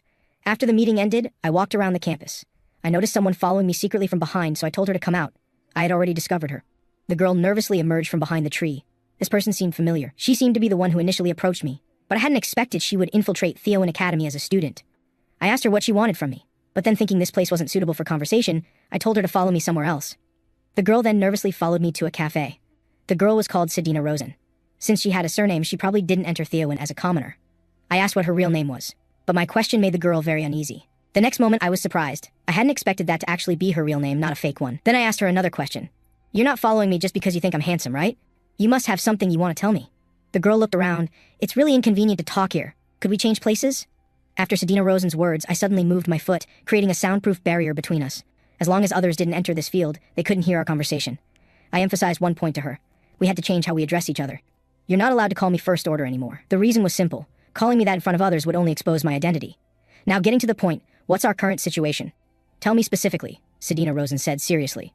"The recent werewolf incidents were caused by black mages from our subordinate organization. The Samsis School is conducting mysterious creature experiments there. The Samsis School is an organization of scientists who were expelled from the Association for Conducting Irrational Experiments. Although my clearance level doesn't allow me to know what experiments they're doing together. But during some research, the test subjects suddenly escaped. And one of the test subjects entered the city through the sewers, which is why there were victims." Her words startled me. So that's how it was. No wonder monsters appeared in the academy. Seeing my expression, Sedina seemed a bit scared. I told her not to be afraid and to continue. Then Sedina continued, "This is their responsibility. Originally, we indeed didn't need to interfere. But I heard this matter was related to you, so they sent me to find you. Besides, I heard that another First Order, Mr. Victor Dreda, borrowed your name. After hearing what she said, this gave me a headache. I just lent him my name, but I didn't expect such a thing to happen. Then I assigned her a task. Now that things have gotten big, we must eliminate the werewolves as quickly as possible. There are still 2 werewolves left, because on Saturday, I already eliminated one." Sedina showed an extremely admiring expression. I hadn't expected this capable guy was only 3rd sequence. When she contacted me before, she didn't let anyone notice, so I suspect there's a possibility that this guy might be isolated. This situation is very common inside. After all, such antisocial organizations don't like noble members. I had just discovered cracks within Theowen, and now I've learned that there are also cracks within Black Dawn. Perhaps I could gain something from Sedina. At this point, I felt it was about time, so I stood up. I raised my hand to dispel the magical barrier I had just set up. I also praised her. The first time we met, your description was a bit unclear, but this time you described things very well, and I didn't expect you to be such a cute girl. I hope you can be this concise and clear in your descriptions next time too. Sedina showed an expression like she wanted to cry. In her entire life, this was the first time anyone had praised her, and from such an impressive person at that.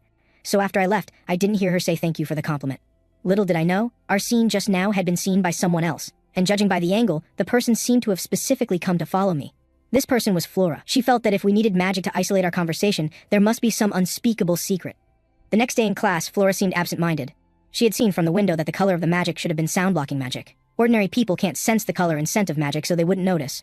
But she didn't know what we were talking about, which made Flora very annoyed. Soon the class teacher finished the lecture time, reminding students not to believe strange rumors and not to wander around outside at night. Everyone discussed. They heard that if you're still wandering outside at night, you'll have your credits deducted. Aiden felt they shouldn't investigate this matter too much, since getting caught would mean losing credits. Leo knew Aiden would say this. He understood his personality too well. Just then, a woman heavily slammed onto their desk. Aiden happily greeted her. I didn't expect you to be so energetic so early in the morning. But Tessie's fiery temper directly cursed at Aiden. Who wants to greet you? Who do you think you are? Then Leo delivered the finishing blow. Are you still bitter about losing to him in the magic contest before? Just as Leo guessed, Tessie was preparing to have another showdown with Aiden, this time without holding back, going all out. But Aiden directly refused. He had classes during the day, so he couldn't duel with her. And with werewolves prowling at night, they couldn't go out casually. At this point, Tessie was ready to use provocation. Are you trying to use this excuse to run away? So Leo also became curious, both of them staring at Aiden.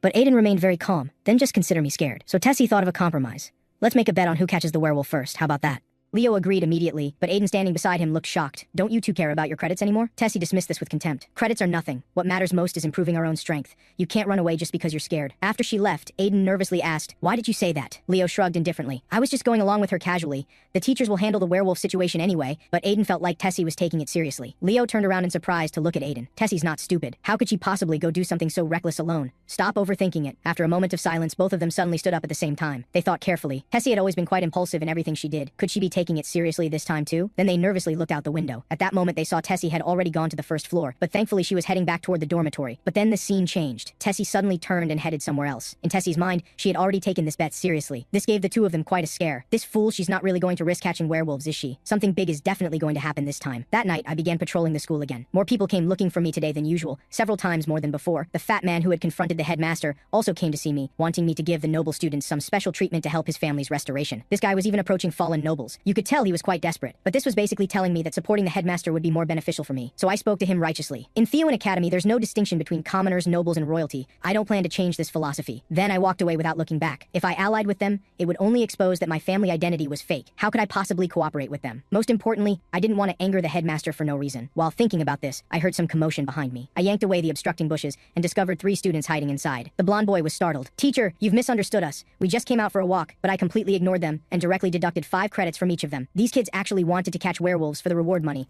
They really had nerves of steel. So I needed to resolve those 2 werewolves quickly, or the situation would only get worse. But before that, I had to handle one more thing. At this time, near the sewage treatment plant by Theoan, I came from the surface down to the water pipes below. I had heard from Sedina before that the werewolves infiltrated a fellow through the sewer system. The only sewer pipes that could accommodate werewolf-sized bodies were here. Looking around, I saw wolf footprints all over the ground. I discovered these 2 seemed to be heading in the same direction. I hoped the tracks wouldn't break off midway. Soon I reached the deepest part and found the 2 sets of footprints had separated. They must have decided to split up. So I changed direction and followed the larger footprints. As I walked, I discovered the large footprints were heading toward the school. They were very likely choosing this direction for hunting. So the most dangerous one right now was the werewolf with the large footprints. It wouldn't be surprising if someone was attacked at any moment. Just as I thought this, I heard screams from behind me. It looked like that werewolf had made its move. My body sprinted quickly toward the direction of the screams. Sure enough, just as I predicted, there really was a werewolf attacking 2 girls. The blonde girl cursed under her breath. At this rate, they might not make it in time. At the same time, I cast magic from not far away, preparing to delay the werewolf's attack. The next moment, a blindingly bright flame shot toward the werewolf. The werewolf reacted quite quickly, immediately raising its hand to block the flame attack. But this also gave me some breathing room. I sprinted directly in front of it and kicked it flying. Then I stood in front of the 2 girls, protecting them from any other harm. The 2 girls were overjoyed. Thankfully, the teacher appeared in time, or they would have died. I slowly spoke, Line and Elendil von Axelion. The 2 girls immediately stood up, thinking the teacher would have them assist in battle. But I angrily said to them,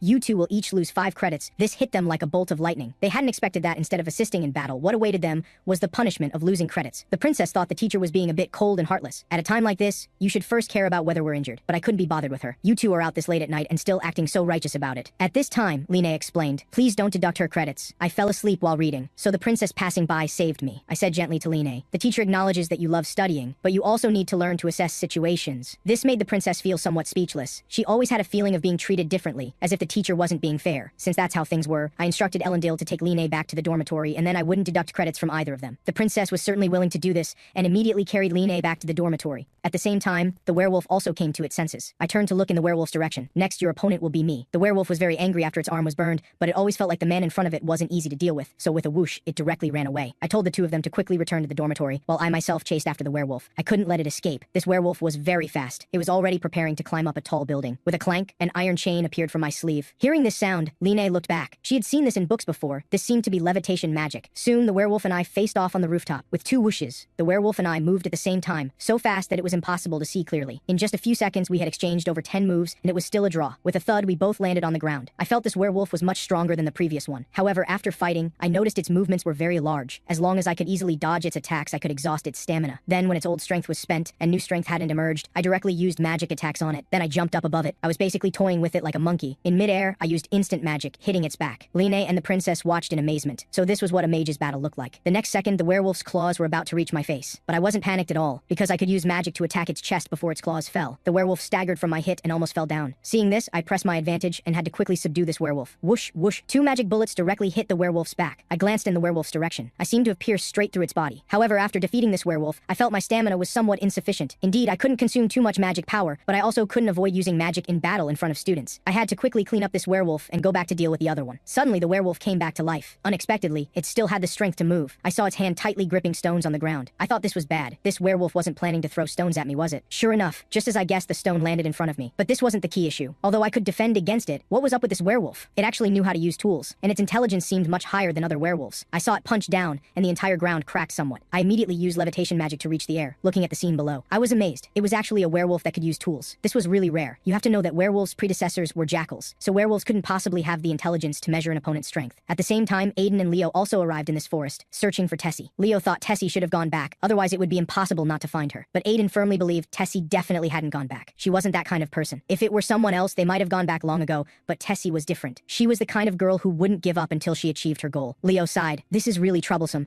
I should never have agreed to her in the first place. However, just as his voice fell, they heard someone screaming. Leo immediately ran over. That voice sounded like Tessie's. As they ran, Aiden seemed to bump into something. He turned his head and saw Tessie sitting on the ground ahead. Aiden said he heard screaming, so he came to check. But Tessie refused to admit she had screamed. But soon they became alert again. They seemed to hear a strange sound. The three of them sneakily hid behind the trees, looking ahead. They saw a small wolf cub lying there sleeping in front of them. Tessie looked smugly at the two behind her. How about it? This should count as my win, right? Tessie wanted to go capture that small wolf, but Aiden stopped her because the little guy seemed injured and unable to move. But it was hiding in an inconspicuous place, covered with fallen leaves. Aiden's words scared Tessie into a cold sweat. You mean that little guy couldn't possibly drag its injured body and hide itself? So they came to a conclusion. There must be other werewolves here. At this time, Aiden seemed to see something glinting. Looking closely, this small wolf cub seemed to have an iron chain around its neck. However, just as they were concentrating on staring at the chain, a werewolf quietly came up behind them. The werewolf was extremely excited. The flesh of these three little ones looked so tender. The first to react was Leo. The second to react was Aiden. But the moment Aiden reacted, Leo pushed him aside and bore the werewolf's damage alone. The force of this punch sent Leo flying dozens of meters away. Then, like squeezing a little chick, the werewolf squeezed Aiden's head. At this time, Tessie quietly placed her hand on her magic wand. She forced herself to stay calm, otherwise all three of them would die. But what Tessie didn't expect was that this werewolf actually sensed her killing intent. It quickly swiped a claw toward Tessie's direction.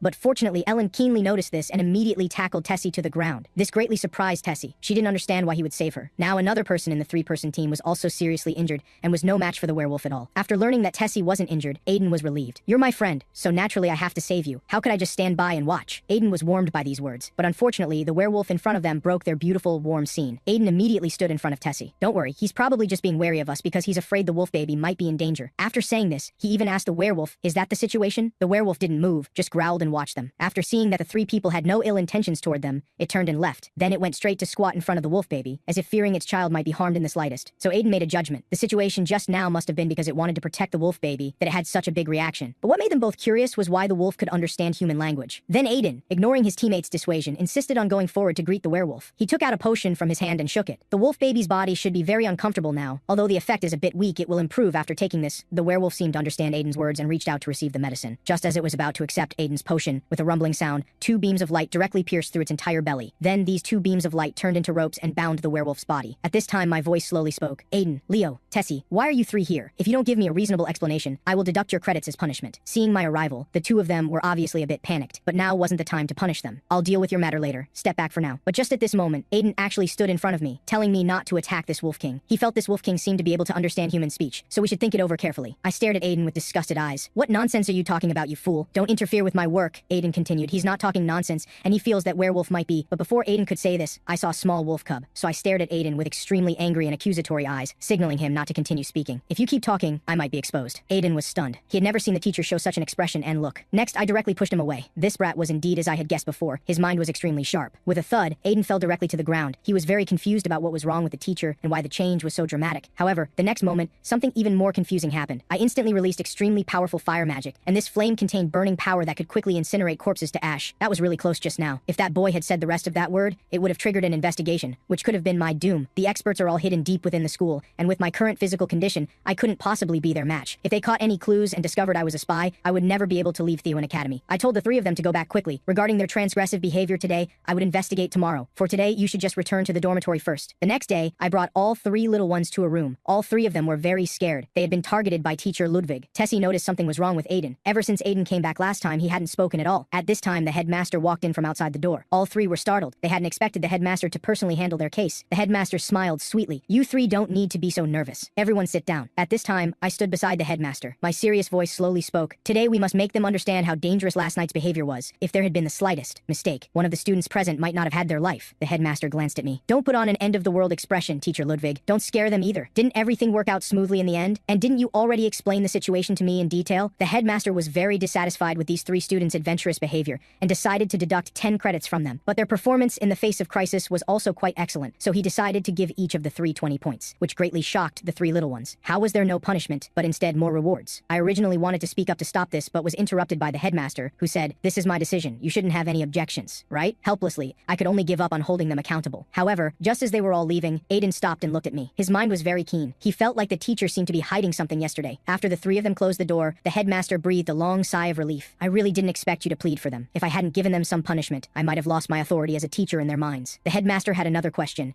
Did I really not discover anything strange about the werewolf last night? I indicated that I hadn't seen anything, and since the situation was urgent at the time, I quickly burned their bodies. The headmaster smiled faintly. Then there's nothing we can do. In any case, I still need to thank you. Thanks to you, the school had no casualties. I'll continue to look forward to your excellent performance. After everyone left, I sat in the chair for a long time without moving. Actually, I almost got exposed in that situation yesterday. Recalling when that werewolf was controlled by me, that small cub suddenly emerged. When I saw the wolf's torso, I understood everything. This wasn't a wolf at all, but a human body that hadn't mutated into a wolf. Thinking of this, I slowly closed my eyes. I hadn't expected those guys to really be a bunch of lunatics. They weren't using wolves to create humans. On the contrary, they captured humans alive, then injected them with some potions to turn them into werewolves. However, I didn't regret what I did yesterday. If they didn't die, then I would be the one to die. And they had harmed people. In terms of results, the fact that they harmed people was a fact that couldn't be changed. So yesterday's method should have been the best outcome. I vaguely remembered the wolf cub's smile before this. It was the smile of relief that only appears upon release. I had seen many of these on mercenary battlefields before. Recalling this, I immediately took out the phone in my pocket. I called Hans. I had a very important matter that I needed to ask him for help with. The next day, all three little ones were very glad they hadn't been punished, but instead had been rewarded with 10 credits. Tessie discovered that Aiden had really been acting strange lately, so she asked him what had happened to make him like this. Aiden explained it wasn't any worry, just that he felt the wolf baby's neck seemed to have a strange shackle on it yesterday. The reason he stopped teacher Ludwig yesterday was also because he wanted to see that thing. He was wondering if someone might be controlling these little wolf cubs. Hearing the word controlling, Leo nearby perked up. Since you put it that way, I did hear a rumor that suspicious people have infiltrated Theo, and Leo thought those werewolves wearing shackles was very suspicious. At this time, Aiden beside him suddenly hesitated. Finally, Tessie broke his silence. Are you trying to suspect teacher Ludwig? Aiden wasn't exactly suspicious of teacher Ludwig, but he definitely had suspicions about him, because when he saw Ludwig's eyes last night, he was tremendously shocked. It was a kind of fierce look he had never seen before. He dared to assert that Ludwig definitely saw something yesterday. So Aiden was certain Ludwig was definitely hiding something. He didn't want Ludwig to betray the academy, so he'd rather believe it was an illusion. But if it was a fact, then was teacher Ludwig really related to that rumor? Their speculation made Tessie beside them very unhappy. Have you two forgotten what the headmaster said yesterday? The headmaster said teacher Ludwig explained the situation in detail. If it's really as you say, then why would teacher Ludwig do that? So I'm certain that although teacher Ludwig didn't admit it, he actually approves of us three. So why are you two suspecting teacher Ludwig? Hearing what Tessie said, they also thought it made sense, so they didn't continue the discussion. So the three prepared to get up and go to the cafeteria for a meal. During this, Aiden invited Tessie to eat together, which made Tessie's little face blush. Since you're so graciously inviting me, then I'll reluctantly go. It must be said here that among these three people, except for Tessie, the other two were very smart. If they continued investigating, they might be able to find Ludwig's problems with just their intelligence and action. Fortunately, yesterday's fire destroyed everything. Otherwise, Ludwig would definitely die. He absolutely couldn't leave Theo Academy alive with all its experts. On the other side, there was a file on my desk. desk. I had already locked onto the approximate location of those scumbags. Hans told me to be careful since that was their territory after all. Hearing Hans's description of the process made my heart ache. They had actually turned an entire family of 3 into werewolves. Then I said to Hans, "See you tonight. I'm going out to buy some equipment now." Time flew by and it was night. 2 people in this factory were chatting here, completely unaware that danger was approaching. At the same time, their conversation was clearly heard by me hiding in the shadows. I saw them discussing the previous incident of turning an entire family of 3 into werewolves. The most bizarre scene was when a werewolf discovered its own child had become a werewolf cub. In anger, it actually fought with the organization's personnel, but I heard the organization had already sent reliable people to deal with them. At this time, I, crouching in the shadows, finally couldn't listen anymore. Click. The sound of my footsteps echoed throughout the entire factory. The 2 of them sensed something was wrong and signaled each other to go check, but neither wanted to go. I slowly placed my hand on the gun at my waist. The moment they turned around, I directly shot them in the head. Clang, these 2 scumbags had already gone ahead to accompany that family of 3. At this time, my figure was also revealed. Except for that exquisite, subtle height, nothing else about my body could be discerned. Tonight, I would make all those scumbags go down to accompany that family of 3. According to Hans's previous information, there were a total of 40 people here, and among them, 3 wore reinforced armor, and 2 were dark mages, so he suggested I'd better bring a gun. Before leaving, I also asked Hans how old that family's child was now. Hans knew this. Seemed like he had just started elementary school. So when I learned that child was not even 10 years old, my heart felt like it was being cut by knives. That child was so young. How could these people be so heartless? I put away these thoughts and resolutely walked into the room inside. The next moment, my figure disappeared. What followed were shouts and pleas for mercy from inside, but for them, their death was simply too easy. Soon, the screams here gradually subsided. At this moment, in the factory's first checkpoint, not one person was left alive. After dealing with those people, I left, not knowing that a bug was watching me from behind. This bug's retina seemed to be sharing vision with others. At the same time, in another factory, a man chuckled. A rat has actually snuck in, but he wasn't anxious about this at all. Instead, he said confidently that getting rid of him would be too easy. They could do it without anyone knowing. Soon I arrived at the second checkpoint. I cast a kind of magic gear on my chest. This magic had a special ability. It could silence firearms. Just as they planned to engage me in close combat, I slowly drew the gun tucked in my waistband. The man across from me laughed heartily. "You stupid fool. Within the range of fire silence, your weapons are also useless." As soon as he finished speaking, I shot him in the head. "Idiot, I'm using a magic gun." Now the others panicked. He was actually using magic bullets. The next moment, a large foot heavily stepped on the ground. I saw he was holding a super cannon in his hands. Even a mage couldn't possibly withstand his attack. With a sizzle, the cannon fired at me at extremely high speed. However, the next moment, he was shocked. I saw that with one hand, I summoned another magic circle that firmly blocked his attack in front of me. This made the man across from me incredibly surprised. He actually incorporated alchemical metal element magic. Ordinary high-voltage current simply can't break through this magic. With a bang, I fired one shot and directly pierced the energy tank behind him. The next second, the man was electrocuted to death by the energy tank he was carrying. This was the first time I'd seen someone die from their own weapon. 2 minutes later, I successfully dealt with 20 people, and next should be the main event here. Click, gunshot. I directly fired a shot behind me. I sneered. "Did you think I really couldn't detect this flea? I was just trying to lure you over." It seemed like the infamous Bug Brothers were inside. The next moment, I raised my foot high. When it fell again, magic appeared under my foot. This ripple spread outward like ultrasound, while I myself wasn't affected. All the bugs within the coverage area were eliminated. At this time, the Bug Brothers finally felt something was wrong. The person who came this time seemed to have some ability. It should be sound magic derived from wind element. If they fought him, their bugs would be completely useless because wind element and small flying insects weren't compatible. He had to send the strong guys up. As his words fell, the bald man beside him slowly stood up. Besides that, there were dozens of organization members here preparing for battle, all waiting for that guy's grand entrance. However, what no one expected was that the lights above their heads suddenly went out. At this time, Blondie reminded the big brother beside him that he felt the opponent was playing tricks and they must be careful. But after waiting for a moment, Blondie surprisingly didn't hear his big brother's response, so he glanced over. Looking closely, he was almost scared to death. Where was his big brother's head? He immediately realized something was wrong. The person who came this time was definitely a very skilled expert. He immediately had his centipede come out to fight. He had to strike first before being attacked. However, ridiculously, this bug was cut in half by me before it even crawled halfway. At the same time, my figure also came behind Blondie. One slash, thunderous in sound, but unfortunately couldn't kill Blondie with one strike. Blondie was extremely panicked. A mere mage had pushed him to this extent, he had to increase the distance. The next moment, I raised my hand and directly used fire magic. The man's expression completely fell apart. Is that flickering flame? How could it possibly be cast instantaneously? For these scumbags, I was too lazy to even talk to them. Go straight to hell to accompany the dead. The next moment, scorching flames swept over Blondie's body. Blondie finally spent a hellish 10 seconds in this agony. Thud. Blondie's body fell heavily to the ground. I walked over unhurriedly and drew the gun from my waist. Everything happened too quickly, leaving these people no time to react. I aimed the gun at Blondie's body and fired over 100 shots before stopping. Even this couldn't satisfy my hatred. The scene scared everyone present silly. He had so easily taken down the Bug Brothers single-handedly. This was too amazing. I slowly turned my head. Next, it's time to deal with you small fries. With each step I took, these small fries took a step back, afraid of being the first one I targeted. However, at this moment, I noticed something was wrong.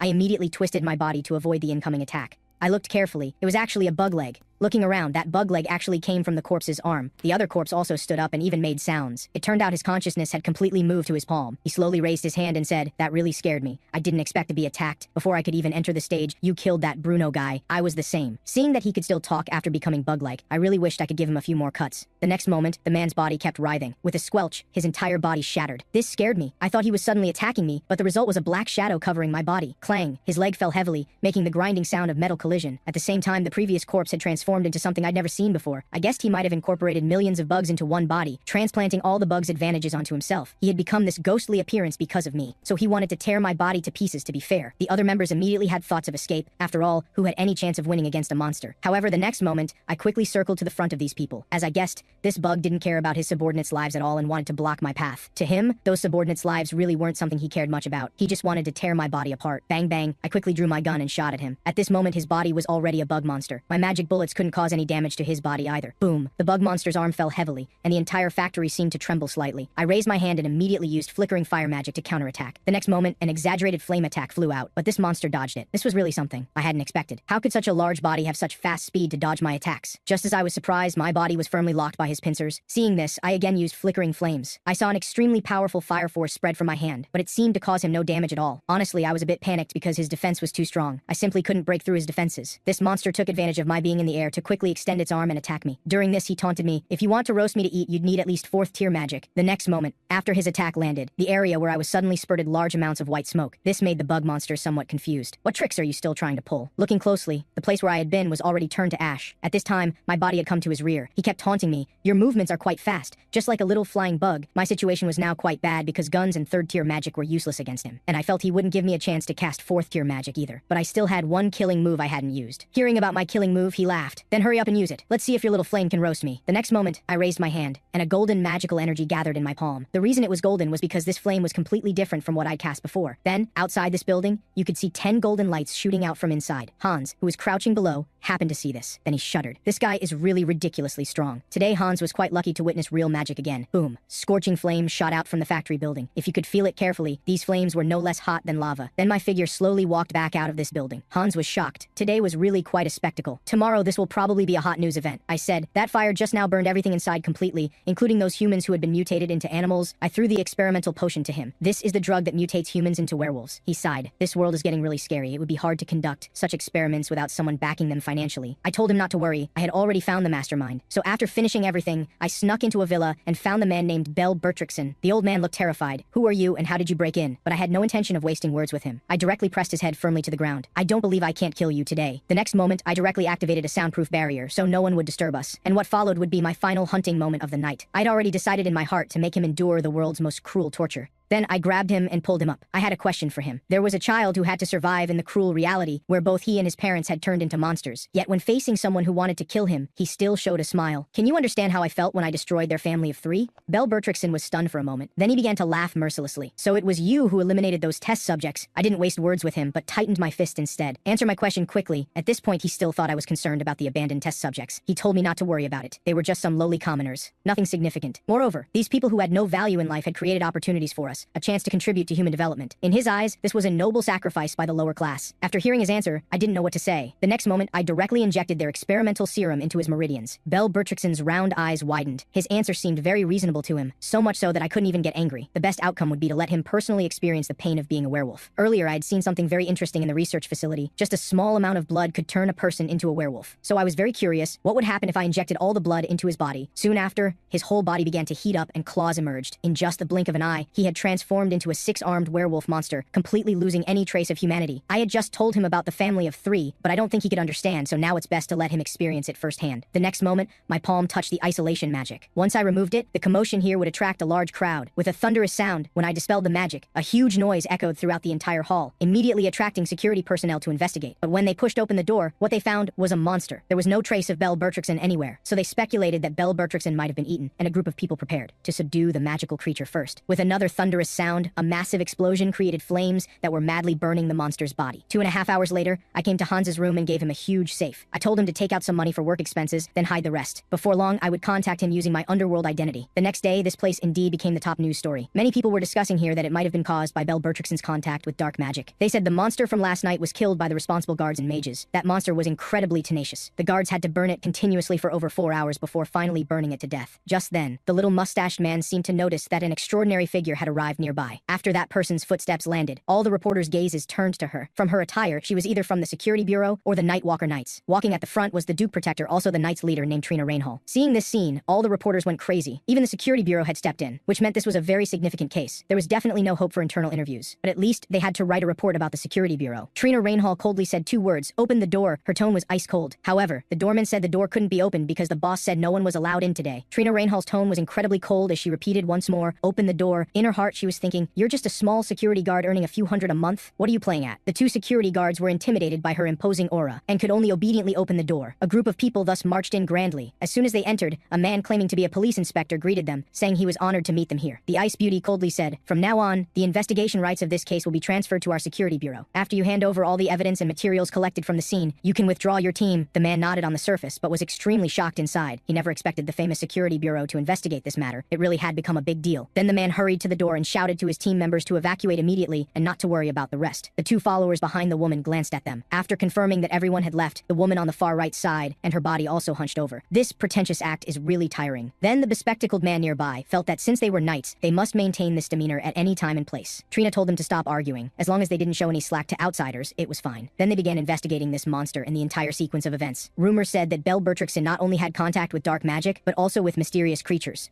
For such a person to suddenly be eaten by a monster couldn't simply be seen as a coincidental event. The bespectacled man flipped through the files in his hands, finding words like monster appeared and Belle Bertrixon killed. These were all witness testimonies. Moreover, the monster's corpse was also here, and you could tell that even its internal organs were completely burned, making autopsy impossible. So the group decided to first observe the interior. Trina came to a wall with a woman's portrait hanging on it, but what was strange was this tilted picture frame and the spotless wallpaper. So she wiped the frame with her hand. The next moment, a secret room appeared below her. But when she crouched down, she discovered that this hidden space was completely empty. She carefully measured the size and position of this space. It should have been a space for placing a safe. The 2 could accept this explanation. After all, for an unscrupulous businessman like Belle Bertrixon, hiding some money of dubious origin wouldn't be surprising. Trina believed that until last night, there had always been a safe here, because there was no dust accumulation on the ground, which could prove her speculation. So the mysterious death of the tycoon, the appearance of the monster, and the disappearing safe, this series of events was just too coincidental. But she could only conclude that Belle Bertrixon had been murdered. But how could the killer have left no trace at all? If someone really could do this, her first thought would be that it must be that man who had returned. She slowly opened her mouth and called out, "Yasin and Robin." She asked them if anything special had happened in Pilbert recently. They found that there really was an incident. A factory in the abandoned factory district had been destroyed by fire. The timing of that incident didn't differ much from Belle Bertrixon's death last night. Trina immediately noticed this connection and felt there must be some clues there. At the same time, I was currently sitting in my room, relieving my headache. This was the after effect of using magic. It was indeed quite severe, and the magic I had used earlier was extremely draining. After all, I had the kind of constitution where even breathing consumed magical power. If I hadn't prepared pills in advance, I might have been in serious trouble. After a while, I felt my headache had eased somewhat. The important matter had been resolved by me. All 3 werewolves had been burned to ash, leaving no evidence. Except for this guy called Aiden. He seemed to have seen something at the time because that guy kept trying to stop me, which caused me to be somewhat unnatural when eliminating the werewolves. Most importantly, Aiden was very close to me at the time. However, he probably didn't see anything since I quickly burned them up. But what if? What if he had seen something in that instant? Then wouldn't I be doomed? This was my miscalculation. I really didn't expect this matter to become so complicated,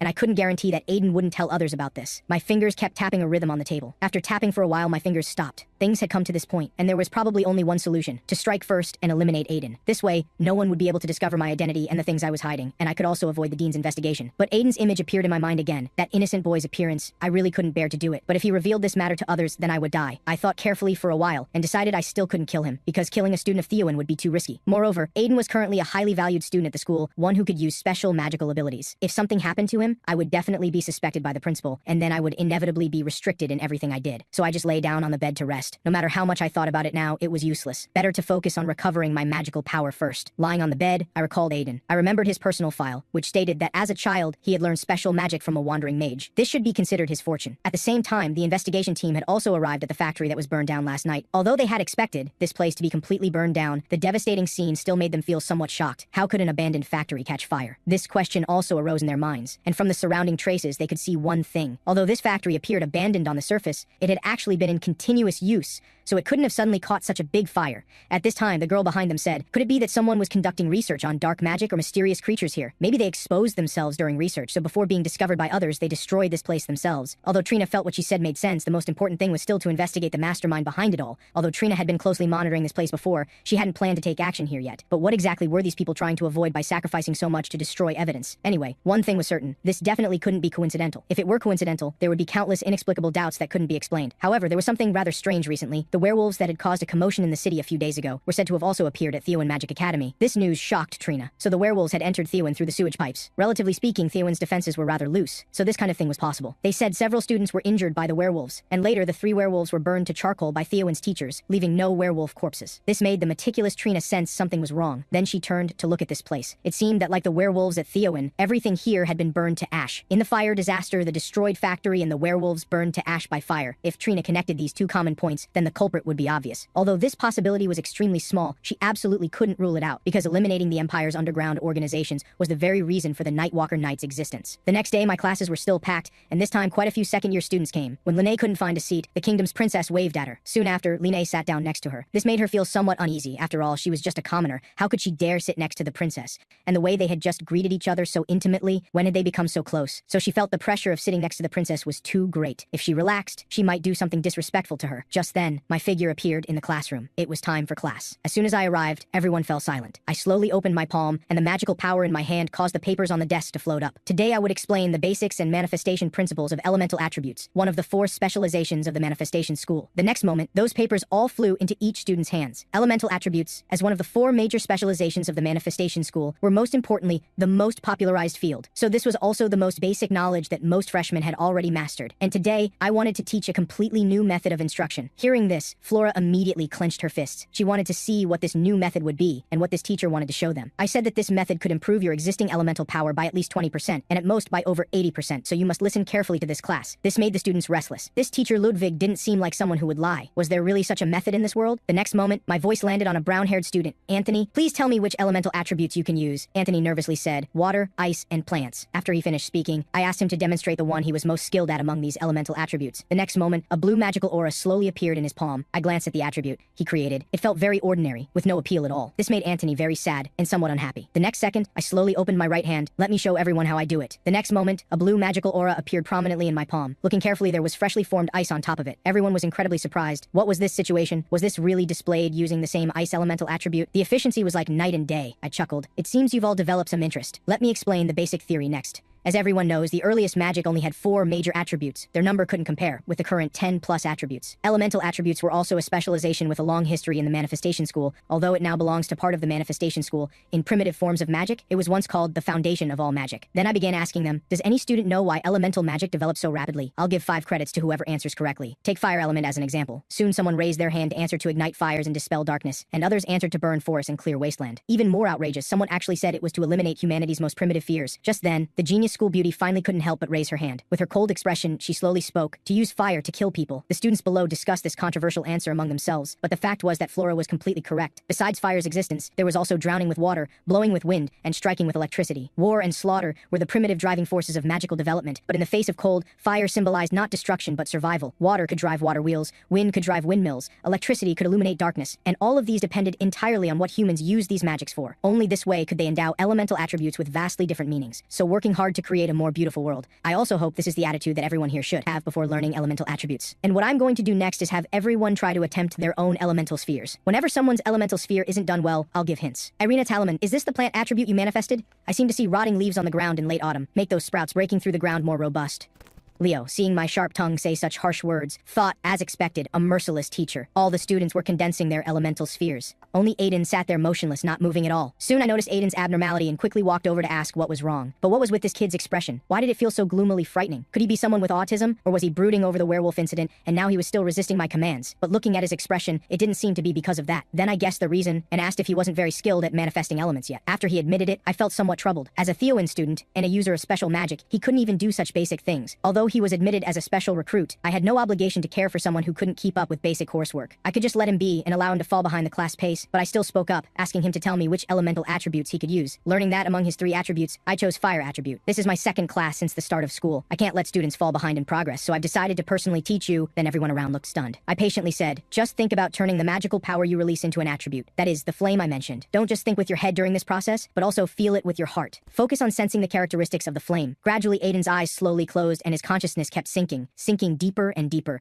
Finally, in the depths of his heart, he discovered a small flame. It was a night 8 years ago, and also a day when a blizzard struck. The choking smell of burning wood and the faint charcoal fragrance, along with the aroma of stew cooking over the fire. At that time, Aiden felt incredibly happy. The food then was simple, and cold wind seeped through the gaps in old clothes. It was an unusually cold season, but the flame in the stove was very warm. That warmth felt as if he had experienced it just yesterday. The memory was incredibly clear. The next moment, Aiden suddenly opened his eyes. Below him was a dazzling golden flame. Aiden looked at the flame between his hands in disbelief. He never thought he could do it so easily. And what surprised Aiden was that this flame felt exactly the same as in his memory. I slowly crouched down to look at his flame and praised him for doing well. Your flame not only has destructive power, but also contains incomparable warmth and gentleness. No one had expected that I would praise Aiden at this moment. This Aiden was indeed very clever. What he was now presenting was the original form of the fire element he had just felt. He had transcended ordinary elements. This was a flame belonging to you alone, your own magic. Aiden was so shocked he couldn't speak. He never thought he could do so well. Then I reminded him once before leaving, telling him to definitely remember this feeling. Then I shouted to all the students, everyone should have noticed, right? This is the method I want to teach you, applying actual sensations to magic through personal experience, to make good use of elemental attributes. First, you must have a basic understanding of them. For example, water is hot and ice is cold. These are facts even children know. I pointed to my head. If you're a true mage, you should add something special to it. Recall your own experiences and unforgettable moments and manifest the elements you felt. Soon, some people followed my method. Before long, they successfully completed it. Only Flora looked completely indifferent. She had known such simple knowledge points long ago. What made her curious was that the first-year kid who was so terrible had received praise. This made her so angry that she clenched her fists immediately. Her pride and arrogance made her instantly dissatisfied. The next moment, Flora decided to use 3-layer attribute stacking magic to prove herself. She just wanted to see whether I would praise her abilities. Sally nearby was incredibly surprised. Is this overlapping elements? I didn't expect her to use this magic so quickly. The magical energy in Flora's hands grew larger and larger. Just then, her heart jumped in alarm. The next moment, that magic emitted a dazzling purple light. Sally thought something was wrong. That should be very dangerous, right? Stop quickly. Actually, Flora was also extremely panicked inside, because if this continued, it would definitely explode. She had to stop it quickly. Her first thought was to erect a barrier in front of herself to avoid harming the surrounding people. Just when Flora couldn't hold on anymore, my palm directly pressed onto her magic sphere. I told her not to give up. First, control your magical power well. You must concentrate and not be distracted. Leave everything else to me. The teacher will definitely help you. Gradually, the energy of the magic sphere slowly stabilized. Only then did Flora relax somewhat. Otherwise, something big would have definitely happened. But my words shocked her again. You must not be distracted. This is far from over. If you stop here, your magic will vanish into nothingness, leaving no achievement. So are you willing to accept this? The moment our eyes met, Flora made her decision. Then her palm quickly rotated over the magic sphere. Having come this far, she could only see it through to the end. Looking back, the gazes that friends or classmates had cast at her fell into 2 categories. One was envy, the other was jealousy. Rather than caring too much about those gazes, she preferred to trample on them. What she truly found hard to accept was that her father never seemed to treat her like a child. Every time he looked at Flora, he cast a contemptuous and cold gaze. Until the first class, when I deducted 10 points from her in front of everyone. That humiliating experience made her feel defeat for the first time in her life, and this sense of defeat also stirred up childhood memories she wanted to forget. Although Flora hadn't looked back at my expression at the time, she knew I must have been looking at her with the same contemptuous gaze as her father. People of the Lumos family would never forget hatred. Someday she would defeat me with her own strength. She had originally made up her mind, but today she seemed to be defeated again. Flora stared intently at the magic sphere. The previously wildly changing colors were returning to normal. Just wait a little longer and it would be fine. The magic in her hands could return to normal.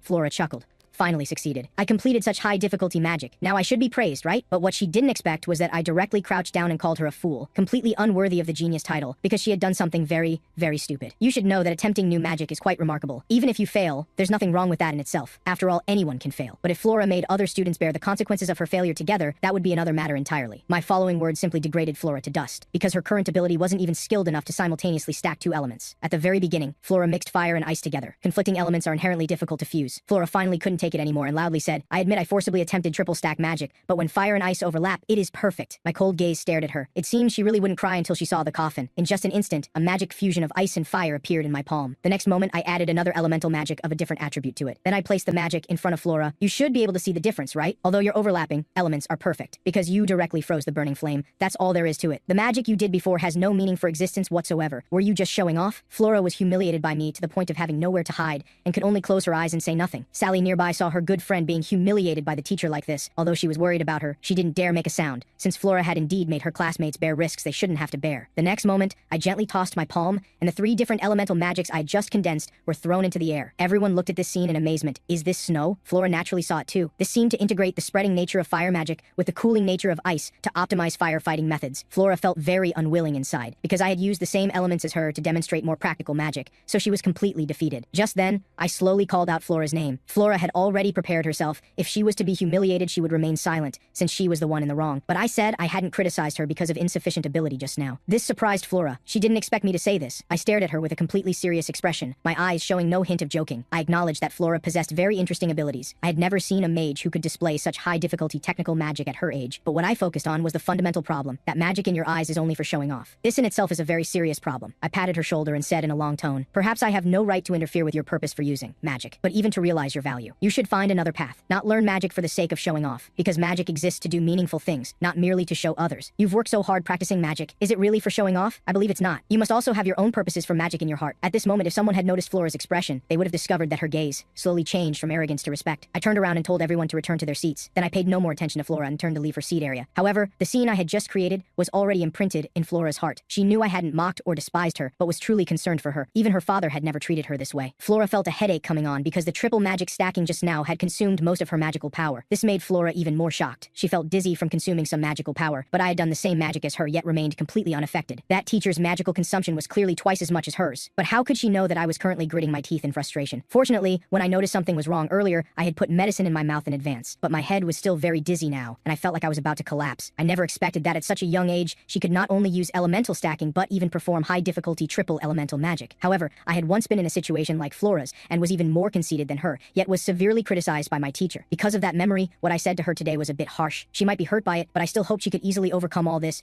because the advice I gave her was definitely not empty words. I turned my head and scanned everyone present. Theowen students were indeed all very capable. The principal had said before that she had discovered many outstanding talents among this year's freshmen. It seemed this was the so-called golden generation. Just then, I noticed someone else seemed to have a problem. I saw that Line's magic sphere was actually a white mass. It looked like she was a mage without attributes. As soon as I finished saying this, the class ended. The homework I assigned everyone today was to go back and study well what they learned today. Then I looked at Line and told her to come with me to the faculty office. Both Line and the kingdom's princess were startled. Being called to the office was never good news. After arriving at the office, I asked Line to wait for a moment. At this moment, Line was extremely anxious. Why would the teacher call me for a private meeting? Could it be that he wants me to stop attending his classes? The more Line thought about it, the more it made sense. It must be this way. How could a student who can't even use elemental attributes keep up with the manifestation school's curriculum? But the problem was, she didn't want to give up Professor Ludwig's classes at all. Just then, I came over with a book and some documents. This scared Line out of her wits. Could that piece of paper be a course change application form? It seems he really doesn't want me in his class. Then she suddenly stood up, frantically saying, Professor Ludwig, I will work hard. You can ask me to do anything in the future. Please let me continue attending your classes. However, I simply held out the magic book and notes in my hand. What are you talking about? I'm just giving you some course materials to review. Don't you want them? When she took the book in her hands, Line murmured in surprise, the teacher called me here alone just to give me extra tutoring, and the book I gave her had quite a background. This book records the understanding of non-attribute magic power. Line was somewhat puzzled. Where did you buy a book like this? There's actually someone else with non-attribute magic power like me? What is that mage doing now? I told Line that the mage was no longer in this world, and the only thing she left behind was the magic book in her hands. After I finished speaking, Line quietly glanced at me. Then she saw my incredibly melancholy expression, as if lamenting the fact that the mage had passed away. I asked Line what she thought of those who could only use one type of element. Line told me they had no talent. I poured a cup of coffee and handed it to Line, telling her that this was actually quite the opposite. Those you consider to have no talent are often beings with endless talent on the continent. Their magic can even interfere with natural phenomena, which means their mastery of their own elemental power has reached its peak. Next, let's talk about non-attribute magic power. What do you think of this attribute's capabilities? Line's little head was a bit confused. It should just be literally what it says, having no attributes, right? I chuckled. Line, you're still too naive. It hasn't been confirmed yet whether non-attribute magic power truly has no attributes. There was once a period when metal elements, one of the 10 major elements, were also considered earth attributes. So I told her not to be too hasty, because this world and magic are constantly changing. You should read that book carefully first. This is also homework I'm assigning specifically to you. After Line left, I slowly closed my eyes. Although I was already shocked that she possessed non-attribute magic power, but she actually also possesses the additional eye of judgment. The terrifying aspect of these eyes is that they can personally see and distinguish between good and evil, which means good and evil people can be determined at a glance in front of her. Any person's evil thoughts have nowhere to hide before Line. However, she probably hasn't awakened yet and has no knowledge of this matter herself. I really didn't expect that the book she wrote before would return to Line's hands in this way. Could it be that Theowen Magic Academy is about to produce another top genius who dominates the continent? If that's really the case, this should also be considered a kind of fate. Meanwhile, Aiden was practicing the homework I assigned him today. I really helped him a lot today, and when I was looking at magic, my gaze was so gentle and focused. He feels maybe he really shouldn't doubt me, because people who love magic can't possibly be bad people. This is one of his principles. Just then, he noticed a group of people gathered ahead to discussing something. He focused his gaze on a noble student. From his clothing, demeanor, and bearing, you could tell at a glance he was an important figure. The next second, someone entered Aiden's line of sight. This person was the blonde guy, who began mocking Aiden. Isn't this Aiden who can't even materialize elemental attributes? Looks like you're still sticking with that arrogant little guy. Leo, standing nearby, was furious upon hearing his words. If you continue like this, I'll beat you until you're crawling on the ground looking for your teeth. Aiden didn't want to cause trouble, so he apologized to Jevon. Although he didn't know where he had offended him, he still apologized here, hoping things could be quiet and not disturb others. Jevon laughed heartily. Fine, I'll fulfill your request, but if you want me to leave quietly, you must do one thing. Kneel down. Tessie behind him cursed angrily. You bastard, that's enough.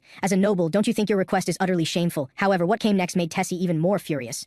Jevon said Tessie was just a fallen noble who dared to meddle randomly. It's because you haven't received proper education like this that you've become this way. After hearing what Jevon said, Aiden stepped forward. The next moment, his eyes became incredibly cold. I don't care how you humiliate me, but I absolutely cannot allow you to humiliate my friends. Although Jevon was momentarily intimidated by Aiden's aura, he quickly composed himself. So what if you can't tolerate it? Are you going to fight me? As he spoke, he was fumbling for white gloves in his hand. The next moment, a pair of bright white gloves was thrown at Aiden's chest. Looking at Javon's arrogant expression, Aiden clenched his fists. Then he also accepted this magic duel. The two people behind him felt like Aiden had gone crazy. How could you possibly beat him? Although he accepted the duel, I have one condition. If I win, you must apologize to Leo and Tessie. Javon looked at this with disdain. You'd better win first before talking, before Javon could continue. Being arrogant, my figure walked over from behind him. My arrival made Jevon feel something was wrong. On the contrary, Aiden greeted me happily with a smile on his face. This made me so angry my teeth itched. It's you again, Aiden. Do you think you're the protagonist of a shonen manga? Always causing trouble, and last time you even dared to doubt me, Javon shouted loudly. We're just having a legitimate duel. As a teacher, you shouldn't have the right to interfere. I indeed don't have the right to interfere in this matter, but a first-year student wanting to have a magic duel is not very safe. But this kid actually argued with me. I don't know where he got the courage. I quickly sensed something was wrong, so I looked around and saw an extraordinary young man. I could roughly understand. This Jevon was probably trying to attract that noble's attention. I didn't let them have their way. I told both of them to go back quickly, and I wouldn't pursue responsibility for this matter. However, accidents always happen one after another. Another person stood up telling me not to interfere with the two of them, and this person was the noble teacher who had always been at odds with me. You're clearly abusing your teacher's authority. What does student dueling have to do with you? You have no right to interfere. As his words fell, two more students began to echo him. Indeed, this is abuse of teacher's authority. What does other people's dueling have to do with you? What qualifies you to interfere with others' duels? Looking at those people discussing behind me, I knew I had indeed been outmaneuvered by this teacher, but I really didn't know what he wanted to do. Then I slowly raised my hand. I suggest that since it's a duel, there should be protective measures for the students. Then I looked at the two people behind me. If you agree, then I'll oversee the match together with that teacher. The two of them showed unusual excitement, and both expressed they didn't mind. I nodded. Since they agree, then let's do as you say. What I didn't expect was that this teacher actually wanted to make a bet with me. He wouldn't force me to bet with him. After all, the outcome of this duel was obvious, and betting on such a match would indeed be quite ridiculous. But I was willing to bet with him. The noble teacher smiled sinisterly. I didn't expect you to agree so quickly. So which student does teacher Ludwig think will win? Of course, I'll definitely bet on Jevon winning, because I believe he's a capable mage. Javon was extremely happy to hear the teacher praising him. That noble teacher continued. If you're also planning to bet on Javon winning, then let's bet on how he'll achieve victory. However, my words were incredibly sharp.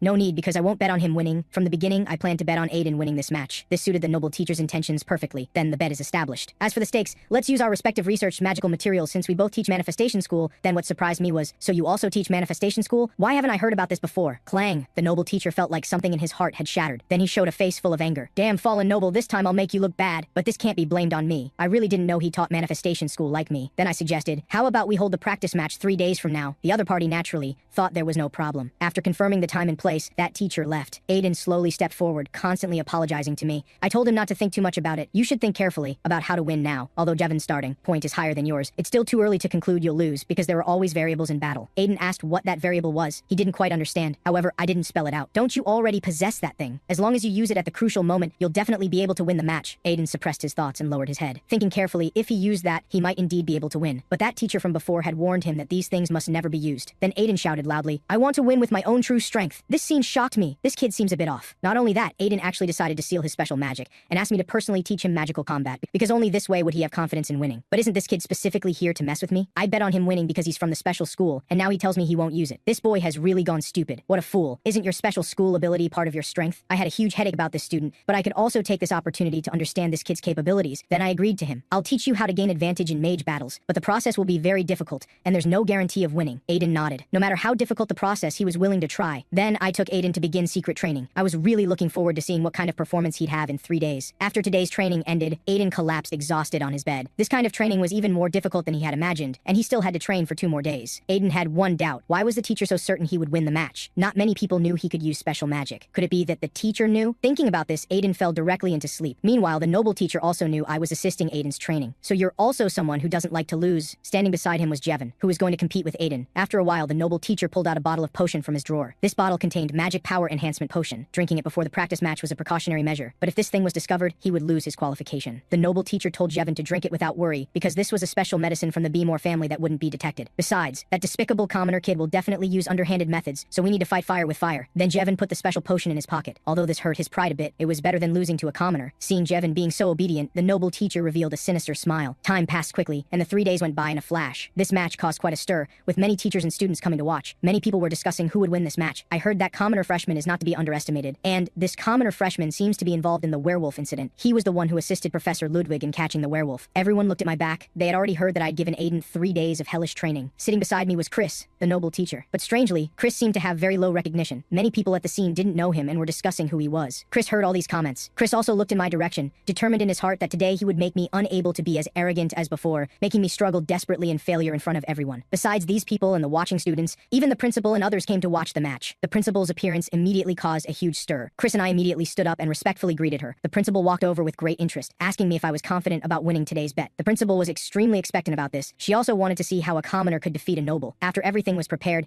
Aiden finally made his entrance. He wore silver armor and appeared somewhat stiff. Leo and Tessie cheered for him from below. Make sure to teach that arrogant brat a lesson. You must break his nose. At the same time, Jevon also made his entrance. Unlike Aiden, he appeared very relaxed. Today he wanted to show everyone the pride of nobility. Before the match began, the referee stepped forward to check both participants' conditions. Aiden said seriously, "You must keep your promise. If you lose, you must apologize to my friends." Jevon chuckled. "I'll naturally keep my promise, but you'd better win against me first." After the referee's inspection, both sides were found to have no problems, and the match could proceed normally. Just then, the referee noticed a weapon at Aiden's waist and asked what it was. Aiden said proudly, "This is my specialized staff for this practice match. Custom made," but to the teacher, it looked more like a sword, and he was considering whether to exclude this sword. After careful inspection, he found this sword-like weapon was thick and not sharp, so it was deemed acceptable for use. Then the referee began announcing, "You both should be clear that whoever's protective gear magic power is depleted first loses." At the beginning, Aiden immediately used his staff to launch a magical attack. A blue light burst from his staff. At the same time, Jevon performed the same operation, using fire magic. Leo and Tessie below were somewhat surprised. They didn't expect both of them to have almost the same speed. Both were very fast. All of this was within Aiden's expectations. He indeed used fire attribute magic, because this was Jevon's strongest attribute. Only Jevon was somewhat surprised. He found Aiden's strength was greater than he had imagined, and just from elemental attributes, Jevon's elemental attribute countered Aiden's, which wasn't favorable for him. Jevon smiled sinisterly. These aren't problems. Problems like that only occur when magic power is equal. The next moment, Jevon's fire magic seemed about to break through Aiden's magical attack. As long as magic power wasn't equal, Jevon could easily win this match. Unexpectedly, right from the start of the match, Aiden was already at a disadvantage and could only dodge his magical attacks. Jevon shouted while attacking, "This is the difference between you and me, you insignificant commoner." Aiden wasn't to be outdone and immediately used magic to counterattack. It's a bit too early to say all this. When our two magics collided, an explosion occurred in the arena due to the conflict between our two magics. But Leo and Tessie felt something was wrong. Aiden seemed to be gradually suppressed by Jevon. If this continued, Aiden's magic power would be depleted first. Aiden also felt that if this continued, he would definitely lose, so he prepared to use a technique I had taught him. Just as Jevon's attack was about to land,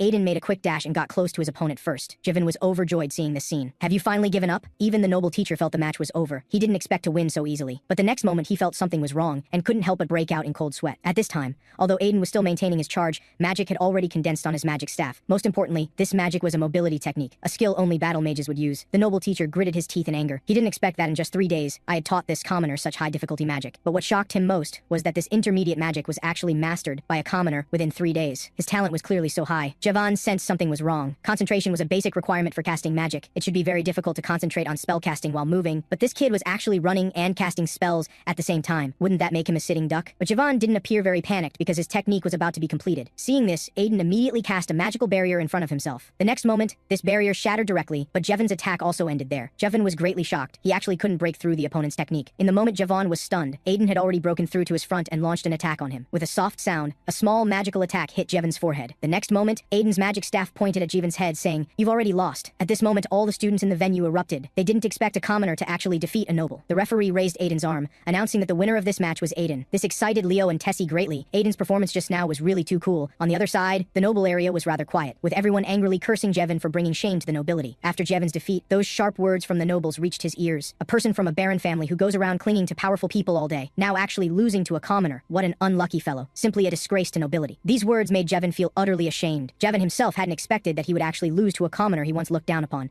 He gritted his teeth in anger, suspecting there must be something wrong with this. Soon he suspected that I must have used dirty methods to help Aiden win the match. Otherwise, how could Aiden possibly use mobility magic? At this moment, Jevin had completely lost his rationality. His mind was filled only with thoughts of killing Aiden. With a wave of his hand, a fire magic shot toward Aiden's direction. He must die here today. Otherwise, there's no way to wash away the shame of his defeat. Leo and others were extremely angry seeing this scene. This madman Jevin actually dared to attack after losing. The referee teacher saw this scene and immediately stood in front of Aiden, telling him to dodge quickly or he might get hurt, but Aiden didn't move and instead stared directly at that fire magic. The next second, Aiden's steps moved rapidly. He remembered what his master had said, there will always be times in life when you face choices. If you feel your choice at that time is right, then use that magic. You just need to follow your heart, that's enough. You don't need to worry about anything else. At this moment, Aiden appeared in front of the referee teacher like teleportation, and after his staff came down, it directly split the flames apart. And this was the special school's exclusive magic. After the smoke and dust cleared and the magic dissipated, both Aiden and the referee teacher in the arena were completely unharmed. Everyone was amazed. What exactly had just happened? He actually cut through magic. I sighed. I didn't expect this stubborn kid to be so adamant before, yet when needed, he used it without hesitation. This personality is really difficult to deal with. Seeing this magic, the noble teacher was extremely shocked. Could this be anti-magic? Special magic that can make magic disappear. Not only can he use mobility techniques, but he can also use this magic. What exactly is Aiden's background? Now he was truly afraid. Javan's body was trembling all over. He had acted on impulse and launched an attack. Then Aiden punched Jevin directly in the face. Although this punch wasn't very powerful, hitting Jevin with it was like a slap in the face. With a thud, Jevin's body fell heavily to the ground. Aiden had thought Jevin would at least admit his defeat gracefully, but he didn't expect him to be so despicable and shameless. So for scum like him,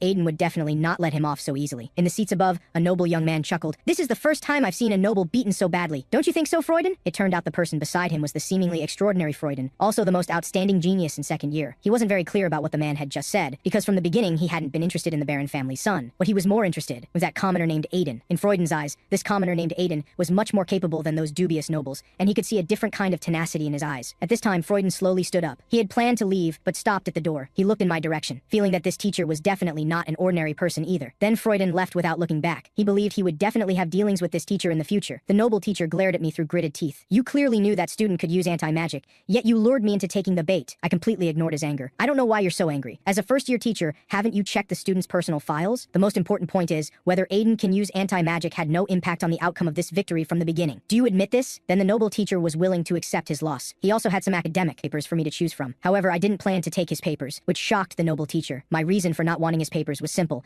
because I don't want to seize others' achievements. I believe such behavior is beneath my dignity. After saying this, I left, leaving the noble teacher alone to face the wind in confusion. However, my words made him extremely angry. The meaning of my words was that he had no dignity. After winning this match, someone came before me. Sedina congratulated me on winning this bet, but this matter would definitely attract the attention of the school's internal affairs. Won't this be a problem? What I said next shocked her greatly. Theo and principal is currently suspicious of me, so winning this match is actually better for me. The principal has long been aware of our existence. Even though I'm a teacher, she won't easily remove me from the list of suspects. Then I stroked my chin. If this incident can leave a good impression on the principal, that would be another matter entirely. Although this single incident won't change her opinion of me, it's at least better than the previous impression.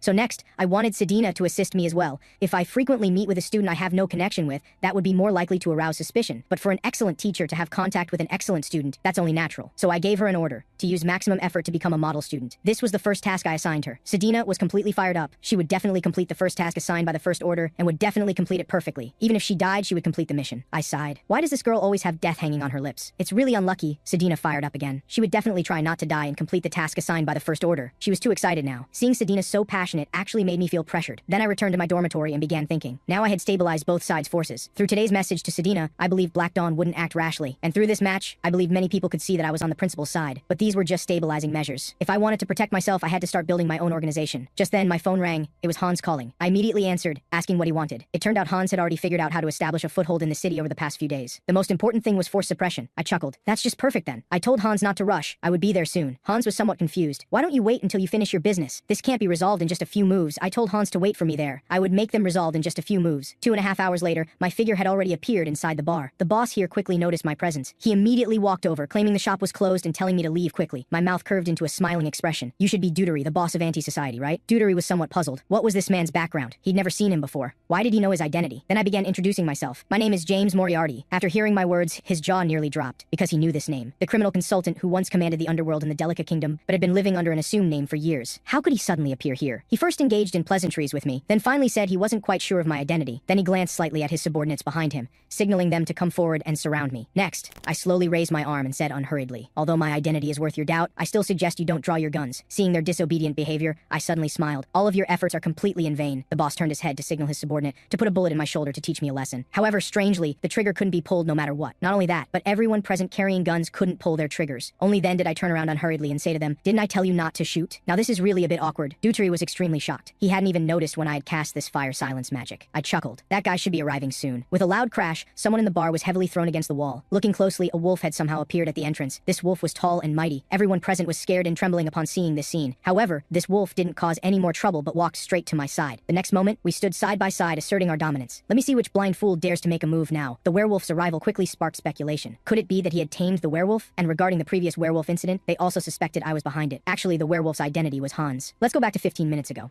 Hans and I briefly explained the situation. There were underworld forces in our secret base area. That territory was divided among 4 dark organizations. The largest organization was a gang called Anti-Society. It was actually these guys who had done all kinds of evil deeds and controlled this area. Our target was Anti-Society. Only by taking them down could we establish a foothold here. But Hans had a big problem. Their scale was too large for us to attack head-on. So Hans decided to be cautious and should first find their weaknesses, then deliver a fatal blow. But I directly rejected his proposal. My idea was simple. A frontal attack would be more efficient. Since Bell Bertrickson died, their entire organization had been extremely nervous every day, so I dared to assert that Bell Bertrickson had some kind of connection with Anti-Society. Anti-Society helped Bell Bertrickson handle many dirty affairs. Now that the valuable funding chain was broken, Anti-Society was definitely angry, so we planned to catch them all in one net while they were acting together. After hearing my words, Hans got a bit anxious. They're not an ordinary gang. They have combat power at the quasi-night level like mercenaries, but I was completely arrogant. So in the end, aren't they still not at night level? If they haven't reached night level, then in front of me they're like chickens and pottery dogs. But this time was a bit different because of my physical condition. I needed Hans's help. The thing was, I alone didn't have much deterrent power. I had to find a big guy who could intimidate people to stand beside me. But Hans was very panicked at this time.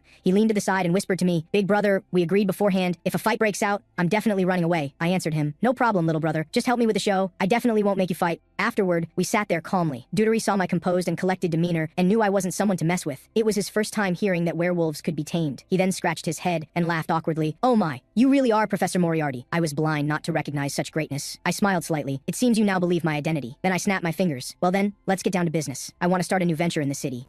Upon hearing this news, Deuteri was so excited he nearly exploded. This way, wouldn't his own power grow even stronger? He was more than willing to help me. However, my next words left him stunned. He could hardly believe his own ears. "I don't like dealing with your kind of dirty, despicable activities. Starting today, the Anti-Society will disappear from here." In that instant, Deuteri felt his mind go completely blank. What this guy was saying was far too arrogant. After being dazed for 2.5 seconds, he finally snapped back to reality. This person was here to cause trouble. "Everyone, attack!" The next moment, all the lackeys in the shop sprang into action, wielding small knives as weapons. At this time, the werewolf-transformed Hans was incredibly panicked. "Boss, we agreed beforehand. Once a fight breaks out, I'm running away. I told my brother not to worry, just slowly retreat to the back and prepare to escape." The next moment, my staff struck heavily against the floor, while Hans watched in shock. Thick black mist spread from beneath my feet, shrouding the entire bar. Anyone whose body was touched by the black mist had their vision obstructed, completely unable to see ahead. At this moment, they were like lambs waiting to be slaughtered, completely unaware they were already in the slaughterhouse. Meanwhile, I slowly stood up and drew the sword from within my staff. With a sharp ring, my sword was already unsheathed. Next came my assassination time. Little babies, try to last a bit longer, otherwise it would be too boring. This was 3rd tier dark magic. Fool's dream. Many had died under this spell before. This magic works through darkness and shadow, planting fear deep in the opponent's heart when their psychological defenses collapse. It's composite magic that adds curses to magical effects. This scene scared Deuteri half to death. "What are you all screaming about? Hurry up and kill that guy!" At the same time, 2 of Deuteri's subordinates slowly approached, both drawing their weapons. Then they swung their swords at the smoke behind them. These 2 strikes seemed somewhat extraordinary. After they struck, my black mist magic disappeared. The scene before Deuteri's eyes was me standing alone, having killed everyone. I turned my head toward him and smiled slightly. "Now it's your turn." The next moment, 2 people quickly approached me, their sharp swords aimed at my hands. I couldn't help but step back a few paces. Could this guy actually be a knight? He actually severed my magic. Clang, clang, clang, clang. We exchanged dozens of rounds in just 2 seconds. Although their skills were considerable, I felt I definitely wouldn't lose. The next moment, I smiled slightly. Now the real show begins. During our earlier fight, I had deliberately left a purple potion on the ground. The next moment, thick purple gas erupted from behind me. The poison behind me was obviously unusual, clearly highly toxic. The man in the white suit immediately wrapped magic around his entire body. This way, even if the gas was poisonous, it couldn't harm him. At the same time, 3 of my blade projectiles flew straight at his face. With a whoosh, he struck out with his sword, deflecting 2 of the blades. This was child's play for him. However, for me, this was a killing move. I watched as his entire arm was being corroded away. His career was essentially over. The other expert was incredibly shocked. This was simply too treacherous. He had used the daggers as cover while secretly hiding poison. Did he know that protective magic couldn't block poison that directly contacted the skin? Meanwhile, the man clutched his arm to ease the pain while cursing furiously, unaware that in his shadow, a small vortex was slowly emerging. The man continued cursing, saying that once he found me, he would definitely tear me to pieces, unaware that the emerging black gas had quietly risen from the ground. The next moment, my figure appeared, and with one sword strike, I exploded the white-suited man's head. My killing move was so fast he couldn't even imagine it. He had no time to react. Now Deutery and his henchmen were somewhat shocked. How could they fight when they couldn't even see the enemy? Wouldn't that just be delivering themselves to be killed? I slowly pried open the white-suited man's head with my left hand, while slowly drawing out my sword with my right. With a splash, I swung both arms and withdrew my sword in the most stylish manner, my eyes revealing nothing but majesty and contempt. His henchman was very curious. Are you really Professor Moriarty? He's never heard of Professor Moriarty engaging in actual combat. Regarding his question, I didn't plan to answer him because there was really no need. He was about to die anyway. My words made him extremely panicked, but he also understood that I was someone who liked to lure opponents into carelessness, exposing weaknesses to attack. As long as he stayed alert to this, he might be able to win. The next moment, the man's figure moved. The first thing he needed to do was close the distance between us. I quickly threw a potion, and this move was identical to the previous one. The man sneered disdainfully. Do you think I'll fall for that again? The next moment he twisted his body, completely avoiding the potion. This was his plan. Complete avoidance meant avoiding damage. But just then, his body seemed to be held back by some pulling force, unable to advance even half a step. Looking back, his sword was actually stuck by some sticky substance from his own shadow. At the same time, I quickly drew my gun and aimed at him. If nothing unexpected happened, it would be his death. Now the man was no longer calm. He had to quickly throw away his sword and hide. With his reaction speed, he could completely dodge. Just as he was about to dodge my attack, his eyes suddenly widened. Looking back, somehow a sword had already pierced through his belly. At this moment, the henchman's heart was filled with despair, but he still didn't understand what was happening. Why would such deadly things suddenly appear in his own shadow? All magic is activated with the caster as the center. He had never heard of such magic. I didn't explain his confusion, nor did I say a word of nonsense to him. I simply raised my gun and shot him. With a bang, the man's body fell to his knees, and I simply stepped over him without even glancing at him. I walked directly to Deutery's front. His entire body was trembling. I chuckled. Now that the troublesome matters have been resolved, let's continue our conversation. 15 minutes later, I was leisurely pouring myself an expensive beer in the bar. Hans had returned to human form by this time. Seeing that there was no more fighting, he dared to run back to find me. He explained that his sense of smell became acute after transformation, and he couldn't stand such a bloody smell. Otherwise, he would have wanted a drink too. I looked at Deutery beside me. I had already obtained the intelligence I needed. The rest would be handled by the other 3 organizations. Hans didn't need to worry about this at all, so he casually asked what I was drinking. I told him it was a 1938 Burgundy. Hearing that I was drinking such expensive alcohol, Hans didn't care about the heavy bloody smell anymore and immediately planned to join me for a drink. Hans looked troubled. There would be more work ahead, and 2 people working was really quite strenuous. I had thought of this too. I planned to randomly find 2 people from among those I knew to help. After all, I knew quite a few people. After hearing my words, Hans looked terrified instead. Are you serious about this? Hans was already scared speechless. Indeed, no one was more suitable for these tasks than them. But those guys were so stubborn. Would they really come if you called them? But I had already finished making the phone call. They said they would come after finishing their current tasks. Hans, do you hate them that much? Awkwardly embarrassed, Hans just felt it was somewhat inconvenient because there wasn't a single normal person among them, though he probably shouldn't say such things. Hans sighed deeply. No matter what happened in the end, he would do as I said. But isn't the principal suspicious of you? Why are you still wandering around outside so late? I told Hans not to worry. The current principal wouldn't send anyone to follow me because no mage was willing to take on uncertain risks. Most importantly, the principal now had to keep the opposition in check. She wouldn't do anything that might cause strong opposition if she wasn't careful. After hearing my words, Hans suddenly understood. Then he remembered that since people were joining, we could be considered an organization now. Since we were an organization, we definitely needed a name. I thought carefully. Now that we had established a foothold in Pilbert, it was time to give the organization a name. After contemplating for a moment, I thought of a wonderful name. Unknown. Let us all become people of unknown identity. Hans repeated the name Unknown in his mouth. You want to name the organization Unknown Identity? I nodded to indicate that was correct. Aren't you satisfied? Hans chuckled. No, I'm very satisfied. This name suits us perfectly. He picked up a bottle and poured it into his glass. Then Hans looked at me intently. Boss, come on, one last drink. I was also very happy after all. Starting today, we could establish a foothold in this city. Our 2 glasses clinked together, toasting to the birth of our new organization. The next day when I returned to school, Serena looked puzzled and asked me, why don't you need teaching assistants? Her words left me stunned. For a moment, I felt what she said made a lot of sense. Why hadn't I thought of finding teaching assistants before? I wondered to myself, does everyone have teaching assistants? Then I said that I didn't need any for now, and besides, teaching 80 students didn't make me feel very tired. But only I knew that what I had just said was all just putting on a brave front. Thinking about this made me increasingly angry. I never expected that you could find teaching assistants at this school. So was I the only one working myself to death like this? Teacher Serena had chosen her teaching assistants, but because she wasn't busy, she didn't need extra hands, so she had only selected 3 teaching assistants for now. Hearing her words, I was completely stunned. Could you actually choose multiple teaching assistants? Serena wasn't very busy, but still chose 3 teaching assistants. Couldn't I choose 10? Just then, my gaze sharpened as I noticed movement behind me. Looking closely, the person leading was actually Chris B. Moore, and behind him should all be teaching assistants, about 10 of them. Looking at it this way, 3 teaching assistants was indeed relatively few. All the teachers were advising me to select some teaching assistants because the work would only get more tiring in the future. The so-called teaching assistants were excellent students who helped teachers complete daily tasks. After returning, I remembered about teaching assistants and carefully read some information about them. It stated that teaching assistants could not only earn extra credits but also receive guidance from teachers, regardless of grade level. Even newly appointed teachers would have 6 or more teaching assistants. Some teaching assistants would choose to give up graduation and stay under their mentors to research magic. This felt somewhat like 21st century graduate students. Although finding a few people to do odd jobs could make me much more relaxed, the problem was, who should I choose as teaching assistants now? This was a list of students that teacher Serena had given me earlier, asking me to select a few from it. I carefully flipped through several pages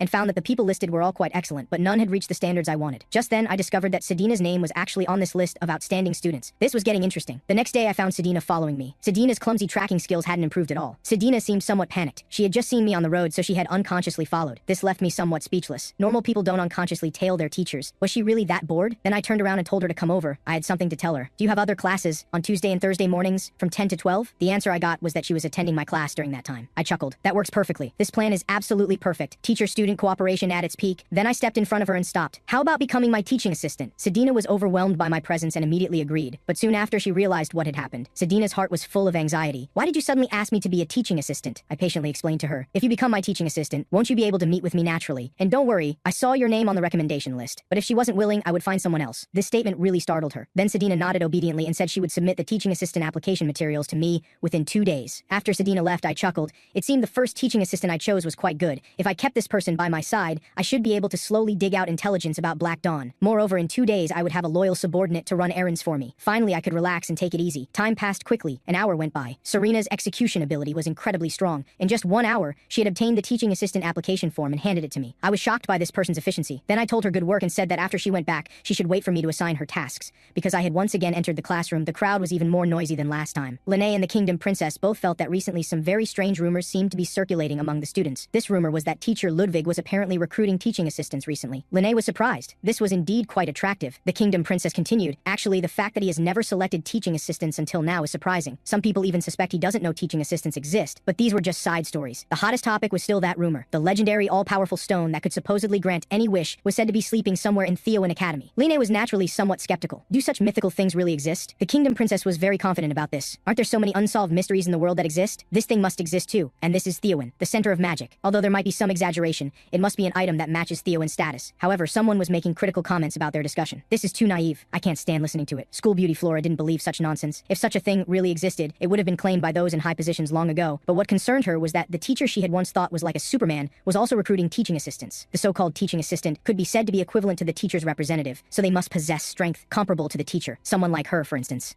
Flora was quite confident about this. As long as she personally approached and persuaded him, she might consider becoming his teaching assistant. However, the next events directly shattered Flora's fantasy. At this moment, standing on the platform was not me, but my teaching assistant, Sedina. Her appearance immediately attracted many students' attention. This shocked Flora greatly. She had originally wanted to become my teaching assistant, only to discover that the teaching assistant had already been chosen. After Sedina greeted everyone, I leisurely walked in and asked Sedina to step out first. The moment I entered, all the students looked at me in shock, very curious about why I had chosen that person as my teaching assistant. However, I didn't respond to them. I quickly finished today's lesson and suggested everyone review today's content carefully, as it would be on the next exam. But at this moment, an untimely figure stood up. Teacher Ludwig, I have a question I'd like to ask you. She was surprised that I knew her name, Julia Frumhart. I told Julia to go ahead with any questions she had. It was hard not to remember someone like her, as she was this year's entrance exam first place. I had also heard she was a talent strongly recommended by the Magic Tower. Julia chuckled. It's not really anything important. I just wanted to ask how you selected your teaching assistant. Her tone and demeanor made me very dissatisfied. I thought she would ask about something else, but it turned out to be just this question. There was some commotion in the crowd. Although this was my own selection, there probably weren't any specific requirements or rigid conditions, right? Julia seemed to think of something. When you select teaching assistants, don't you consider whether they come from noble families or prestigious backgrounds? As soon as she finished speaking, I knew what she meant. She wasn't asking out of pure curiosity. Julia also wanted to become my teaching assistant. I slowly opened my mouth and said, when I select teaching assistants, I only focus on one thing, and that is character. As long as someone has good character, I welcome anyone, though they still need to pass my basic interview. My cold gaze fixed on Julia again. Although you are very excellent, since you asked this question, it seems you no longer need an interview, because you cannot become my teaching assistant. My words greatly embarrassed Julia, but I had no intention of letting her save face, since she had dared to insult my person. All of this was clearly heard by Sedina outside the door, who thought that I had done quite a lot for her and that she definitely wouldn't disappoint the First Order's expectations. Just as I walked out the door, unexpectedly, Flora approached me again. I turned and asked Flora what she wanted. Flora stammered, I heard you found a teaching assistant, right? I glanced at her. Don't tell me you also want to become my teaching assistant? This statement startled Flora. Although she indeed wanted to, since I had brought it up, she no longer wanted to. But this time she came to thank me. Thanks to my help last time, she was able to remain safe, and she felt the advice I gave her then was also very reasonable. I told her not to thank me, because this was just what a teacher should do. As long as she took my words to heart, that was enough. Flora asked me, were you really okay that time? After all, you consumed much more magic power than I did. I said I was fine, but actually I had almost fainted. But I couldn't say that, it would be too embarrassing. This greatly surprised Flora. Just how many elements can you use? Just in class, I saw you use 5 different types. I wasn't as powerful as she imagined. Actually, I only knew those 5 types, but in reality I could use all 10 major elements. But I wasn't proficient in any of them. I was the complete opposite of those single attribute mages. In other words, I was actually a dabbler who couldn't reach top level in any element. But if this matter were exposed, it might cause a lot of trouble, so let's just say it's 5 types. Seeing that Flora had no no more questions, I turned to leave. This startled Flora. She still had one last question, but by then I already knew what question she wanted to ask. I left behind one sentence. If you change your mind, you can come find me anytime to apply for teaching assistant, because in my eyes you are completely qualified to become my teaching assistant. This statement somewhat surprised Flora. Then I left without looking back, leaving Flora alone confused in the wind. After I left, she couldn't help but bite her lip, trying to suppress the urge to cry in her heart. Then she quietly muttered, "This is really annoying. Still needing my help. Looks like I won't have time to go out and play anymore." 10 minutes later, I arrived at the principal's office. This time she had specifically asked me to come. The principal was extremely happy to see me arrive. Come, Teacher Ludwig. Please sit, please sit. Have you heard about that recent rumor? Recently there had been a rumor circulating around the school that someone said an all-powerful stone was hidden somewhere in Theowen, currently sleeping. I nodded, indicating I had heard about it, but I believed it was just a rumor spread by students. The next moment, the principal's words somewhat stunned me. She actually said this wasn't a rumor. She extended her hand, and a blue diamond-shaped crystal appeared in her palm. Then she continued, "The all-powerful stone that can grant wishes really exists. This is a mysterious creature of unknown origin that has existed for a very long time." I suddenly understood, so this was an artifact. I heard that this all-powerful stone was an ancient artifact of unknown origin, with power hundreds of times greater than magical devices created by great mages. I still found it somewhat hard to believe. Is such a magical object really at Theowen? The principal answered with certainty. "It has been kept by our school for a very long time. This was originally top secret, but now such rumors have appeared, meaning our internal information has been leaked. The all-powerful stone's power was very strong, so its storage location needed regular maintenance. During the process of moving the all-powerful stone for facility repairs, information might have been leaked. The principal felt that this rumor was so specific that there must be some internal problem, and she hoped I could look into this matter." This made my eyes instantly darken. Wasn't this just giving me trouble? Although the principal seemed to trust me on the surface and was entrusting this matter to me, she didn't seem to completely trust that I was on her side. Perhaps that all-powerful stone was just a decoy. I even suspected the principal herself had leaked the information, and then came to me to test my true intentions. This woman was truly terrifying. The principal tapped her fingers on the desk. If I saw any suspicious individuals, I should tell her. Besides that, the artifact was about to be moved, and during the transfer period she would provide me with certain assistance. There was another point. She would also arrange for other teachers to participate, but the tasks assigned to different people would be somewhat different, so they probably wouldn't meet. After returning, I began to think. Internal information at Theowen had been leaked. Were those Black Dawn guys starting to make their move? But Sedina hadn't sent me any information yet. I didn't know if this was planned by other First Orders, or if there was some special reason. Maybe something big would happen soon. Then I reached into my pocket and felt around. I never expected I would find it here. What was in my palm was also an artifact. For a very long time, I had been wandering around the continent, constantly changing identities. Sometimes a criminal consultant, sometimes a wealthy merchant. Anyway, I had many identities. The reason I hid my identity and traveled around the world was for one purpose only, to find the remaining fragments of artifacts. Although I came here after learning there were artifacts within the Empire, I never expected there would be another piece at Theowen. Although the fragment here and the artifact I was looking for weren't the same type, I might be able to use the all-powerful stone to learn where the artifact I was seeking was located. Just then my phone rang. Hans was reporting on work. The cleanup work on his end was almost complete. Then he said, "Probably because we two dealt with the anti-society, the remaining 3 organizations have been very well behaved. Instead, some small organizations have targeted the anti-society's former territory and are being particularly arrogant. I think we might need you to step in again, boss. Have you been free recently?" But I refused him. I didn't have time recently because an artifact had appeared at Theowen. Hans looked surprised. "How do you encounter unexpected events more easily than before?" "The school has artifacts. Maybe Theowen Academy really does have unspeakable secrets." I told him not to think so much. I would investigate the rest myself. I wouldn't have time to go over there recently. Although I also wanted to act immediately since the principal had given me instructions, I should wait and see for now. This all-powerful stone that could grant wishes might be a huge opportunity for me. Artifacts weren't easily found. After wandering the continent for so long, I'd only found 3 pieces. Judging from the size and shape of the fragments, there should be about 4 pieces left. Only by collecting these 7 fragments could they form a complete artifact. If I could collect this artifact, thinking of this, I became increasingly nervous, and my fingers couldn't help but grip tighter. At the same time, in the princess's room, she had been busy all day and could finally rest a bit. Although she was a princess, this was unavoidable. She always felt like she was being watched, unable to live the ordinary student life she wanted. Just then, her phone suddenly rang. She answered the video call. It was Trina, who said, "I'm very sorry to disturb Princess Elendil so late, but I have an urgent matter." The princess told her to go ahead. "What's the matter calling so late?" "I heard there was a werewolf incident in Theowen, but the princess has already explained that this was handled by a teacher. However, our action group had some involvement with that teacher because of this incident, so she will personally go find the teacher who dealt with the werewolf later." But out of caution, she still wanted to confirm with the princess whether she knew him. 10 minutes later, the princess told everything in detail, including how I came, my name and my abilities, everything. After hanging up, they prepared to first visit this Theowen teacher. Besides that, today Robin also had a clue. They had found an unburned paper fragment at the scene. Through analysis, they discovered the group seemed to be researching and developing something, but the specific content was hard to grasp. Although not very important, it wasn't completely fruitless either. Next, she asked if Robin had anything else. There actually was one thing worth noting. Last night, a dark organization called Anti-Society in Pilbert had disappeared overnight. Although she didn't think it was necessarily related to the case, she felt they could keep a close eye on it. But Trina didn't plan to waste time here. We'd better focus on completing our assigned tasks, then investigate the Pilbert matter a bit, and finally go directly to Theowen Academy. The next day, I was somewhat distracted during class. In just a few short days, the rumors had spread rapidly. If this continued, there would definitely be students acting on their own, like during the werewolf incident, which would make many things very troublesome. Just then, my gaze became very sharp, as I looked behind me. Sure enough, as I had suspected, quite a large group of students had lost interest and even looked drowsy. Bang! I slammed my hand on the desk. These students instantly became alert. I told them, "You all seem very bored, so today I'll show you something interesting." The next moment, I condensed a ball of fire magic on my fingertip. Mages always cast magic centered on themselves because magic power comes from the caster. I clenched my fist hard and directly extinguished the flame. At this time, there was still a student dozing below. The next moment, this ball of magic instantly lit up on his chest, startling him greatly. This is the interesting thing I mentioned. With just a slight adjustment, you can achieve this effect. Although magic is cast centered on the caster, more precisely, magic should condense in the air at a certain distance from the caster, generally within 1 meter. But if you consume a large amount of magic power, this distance might exceed 1 meter. I call this coordinate designation technique. This is my original magic. Flora's heart was incredibly shocked. Another original magic, and she had indeed never heard of this coordinate designation technique. This made her very curious about where this magic idea came from. I told everyone to quiet down. You might find this amazing, but this is actually just a variation of manifestation school magic. I created this after getting inspiration from a mage. Also, I'm not showing this to teach it to you. This caused an uproar below. You won't teach us? If you won't teach us, why show us? Is it just to show off? I told everyone to be quiet and listen to my explanation. All magic is built on a solid foundation. Only after laying a solid foundation is true innovation possible. The most important thing for flexible magic use is gradual, step-by-step learning. So even if you find the course content boring, even if you think what I'm saying is nonsense, you must concentrate and listen. This is for your own future. As soon as I finished speaking, the bell rang, so today's class ended here. If any student figures out the principle behind this magic, you can come find me in the faculty office anytime. I won't be stingy with extra credit. After class, I went to my room where my teaching assistant Sadina was waiting for my assignment. Then I noticed the phone on the desk was ringing. So I told Sadina to step outside and wait for me. After she left, I also set up a soundproof barrier. I slowly sat down and answered the principal's call. Calculating the time, she should indeed be contacting me now.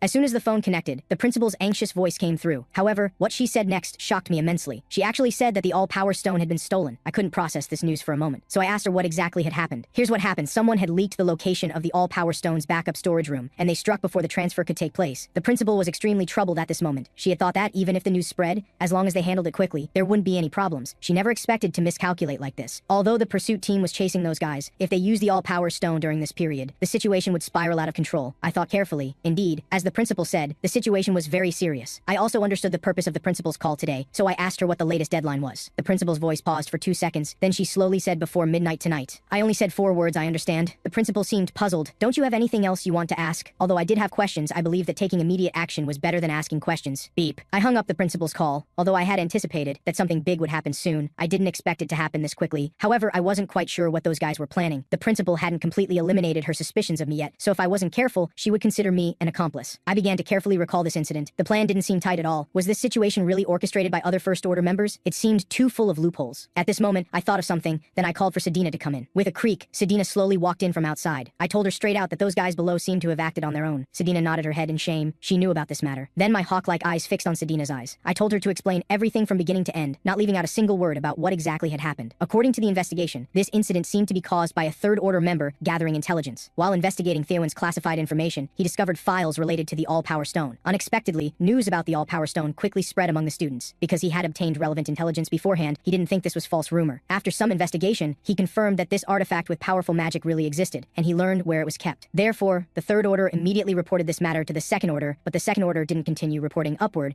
and instead tried to handle this matter alone. The Second Order member who acted on his own authority was named De Myers. Although he was Second Order, he had close ties with the Intelligence Department and was mainly responsible for handling such matters. Such an important matter should have been reported to the First Order in time. Did he think I wouldn't know? What do you think made that guy cause such troublesome incident? At this moment, Sadina was extremely panicked. This was the most pressure she had felt recently. Sadina could only speculate that he might be coveting the First Order position, because Zero Order had once said that the 7 First Order positions could be replaced at any time. Although De Myers had great ambition, he lacked the ability to sit in that position, so he wanted to make a great contribution through this incident. After hearing what she said, I had a general understanding. What's their situation now? I continued, saying that our identities could easily be exposed now because the pursuit team had already begun operations. According to Sadina's investigation, the Second Order member and more than 10 accomplices had seized the artifact together and were currently on the run. She only knew they had fled toward the Silent Forest direction. Other details were still unknown. I stood up with a start. I knew how to act. As for you, you don't need to do anything. Just wait for my news. You've told me so much and have fully done your duty. Leave the rest to me. You did very well, Sadina. Then I left this place, asking her to tidy up the room. My words moved Sadina to tears. She had finally received personal praise from the First Order. Bang! I slammed the door shut heavily. I felt there was something wrong with this Sadina. I had only exchanged a few pleasantries with her, so why did she have that expression? I had originally just thought she was overly loyal to the First Order, perhaps Perhaps that guy had her own difficulties, but now the most important thing was to quickly catch those guys and retrieve the all-power stone. I slowly said, Otter Nocturnus. The next moment, a mass of black smoke appeared out of nowhere in the sky above. My gaze was extremely cold. Soon this mass of black magic power attached itself to my body. This was an illusion technique equivalent to summoning magic. This technique didn't consume large amounts of magic power, but it made the caster's presence disappear. In other words, no magic could see the caster of this spell. However, what I didn't know was that at that instant, Flora actually felt an unusual heart palpitation. She quickly turned around and found nothing behind her. She didn't know what was happening either. Just now she seemed to feel something pass by her side. Although she couldn't see it, she was certain it was related to magic. It was actually invisible magic, so she wanted to go confirm it. At the same time, 3 staff members were chatting here. Those guys actually ran into the silent forest. However, they didn't know that I heard their entire conversation. After learning that they were indeed in this forest, I felt relieved. As long as they were in here, I wasn't afraid of not finding them. Meanwhile, deep in the forest, a man was holding his head with a trembling body. A companion beside him told him to pull himself together. Did he want to go crazy like that other guy just now? Someone else asked Myers what to do now. The forest was surrounded by pursuit team members. If this continued, they would go crazy too. Hearing his subordinates question him like this, Myers instantly flew into a rage, telling them all to shut up. Everything was part of his plan. Hearing the second order so angry, several subordinates didn't dare speak anymore. Myers was also extremely panicked at this moment. He still held the all-power stone in his hand, but he didn't know how to use it. He could feel that the power flowing within this stone was real, but for some reason, he couldn't use it. Just then, everyone was startled by rustling sounds. Who's there? Don't skulk around, come out right now. However, when they saw my figure, they showed extreme terror. The most frightened was the second order member, because this entire incident was caused by him. At this moment, seeing my figure, they also learned my name, John Doe, which was another identity name for Ludwig. My gaze was extremely cold. Why do you think I came here personally? Second order Myers. Myers was almost scared to collapse on the ground. He definitely knew, but why did it have to be the cold and ruthless John Doe who came? Now he would definitely be killed by John. His palms were slightly trembling. Then he picked up the all-power stone and handed it over, saying this was the artifact called the all-power stone, and he was willing to present it to me. My eyes stared fixedly at the all-power stone in his hand. Then I thanked him for giving me such a precious gift and told him to have a safe journey. Myers immediately broke out in cold sweat on his forehead. However, before he could react, I instantly killed all these people. I also took the all-power stone from his hand. Myers wanted to know why. He had clearly offered the treasure, so why kill him anyway? However, I couldn't be bothered to waste words with him. Then I examined this all-power stone. After all, this was my first time seeing it, but as I looked at it, I felt something was wrong with this all-power stone. This wasn't an artifact at all. Although it contained large amounts of magic power, that was all there was to it. But the principal had clearly told me about the all-power stone being lost. Just then, my heart suddenly jumped, and I looked up at the sky in disbelief. I saw a purple ripple appear above me. The next moment, the all-power stone in my palm lit up with dazzling light. With a thunderous roar, this light rapidly spread outward in a circle and created a huge explosion in this forest. After the aftermath of this explosion, many flower petals fell down. The next moment, I saw that where I had just been standing, there was now a huge crater, and the all-power stone was at the bottom of this crater. Then a toe slowly descended, then a delicate small hand prepared to pick up the all-power stone. She had deliberately destroyed the all-power stone like this, yet it didn't have a single flaw. The person who appeared was the principal of Theo Academy, also one of the continent's top 6th-tier mages. The principal had put considerable effort into creating this decoy this time, hoping for a full harvest.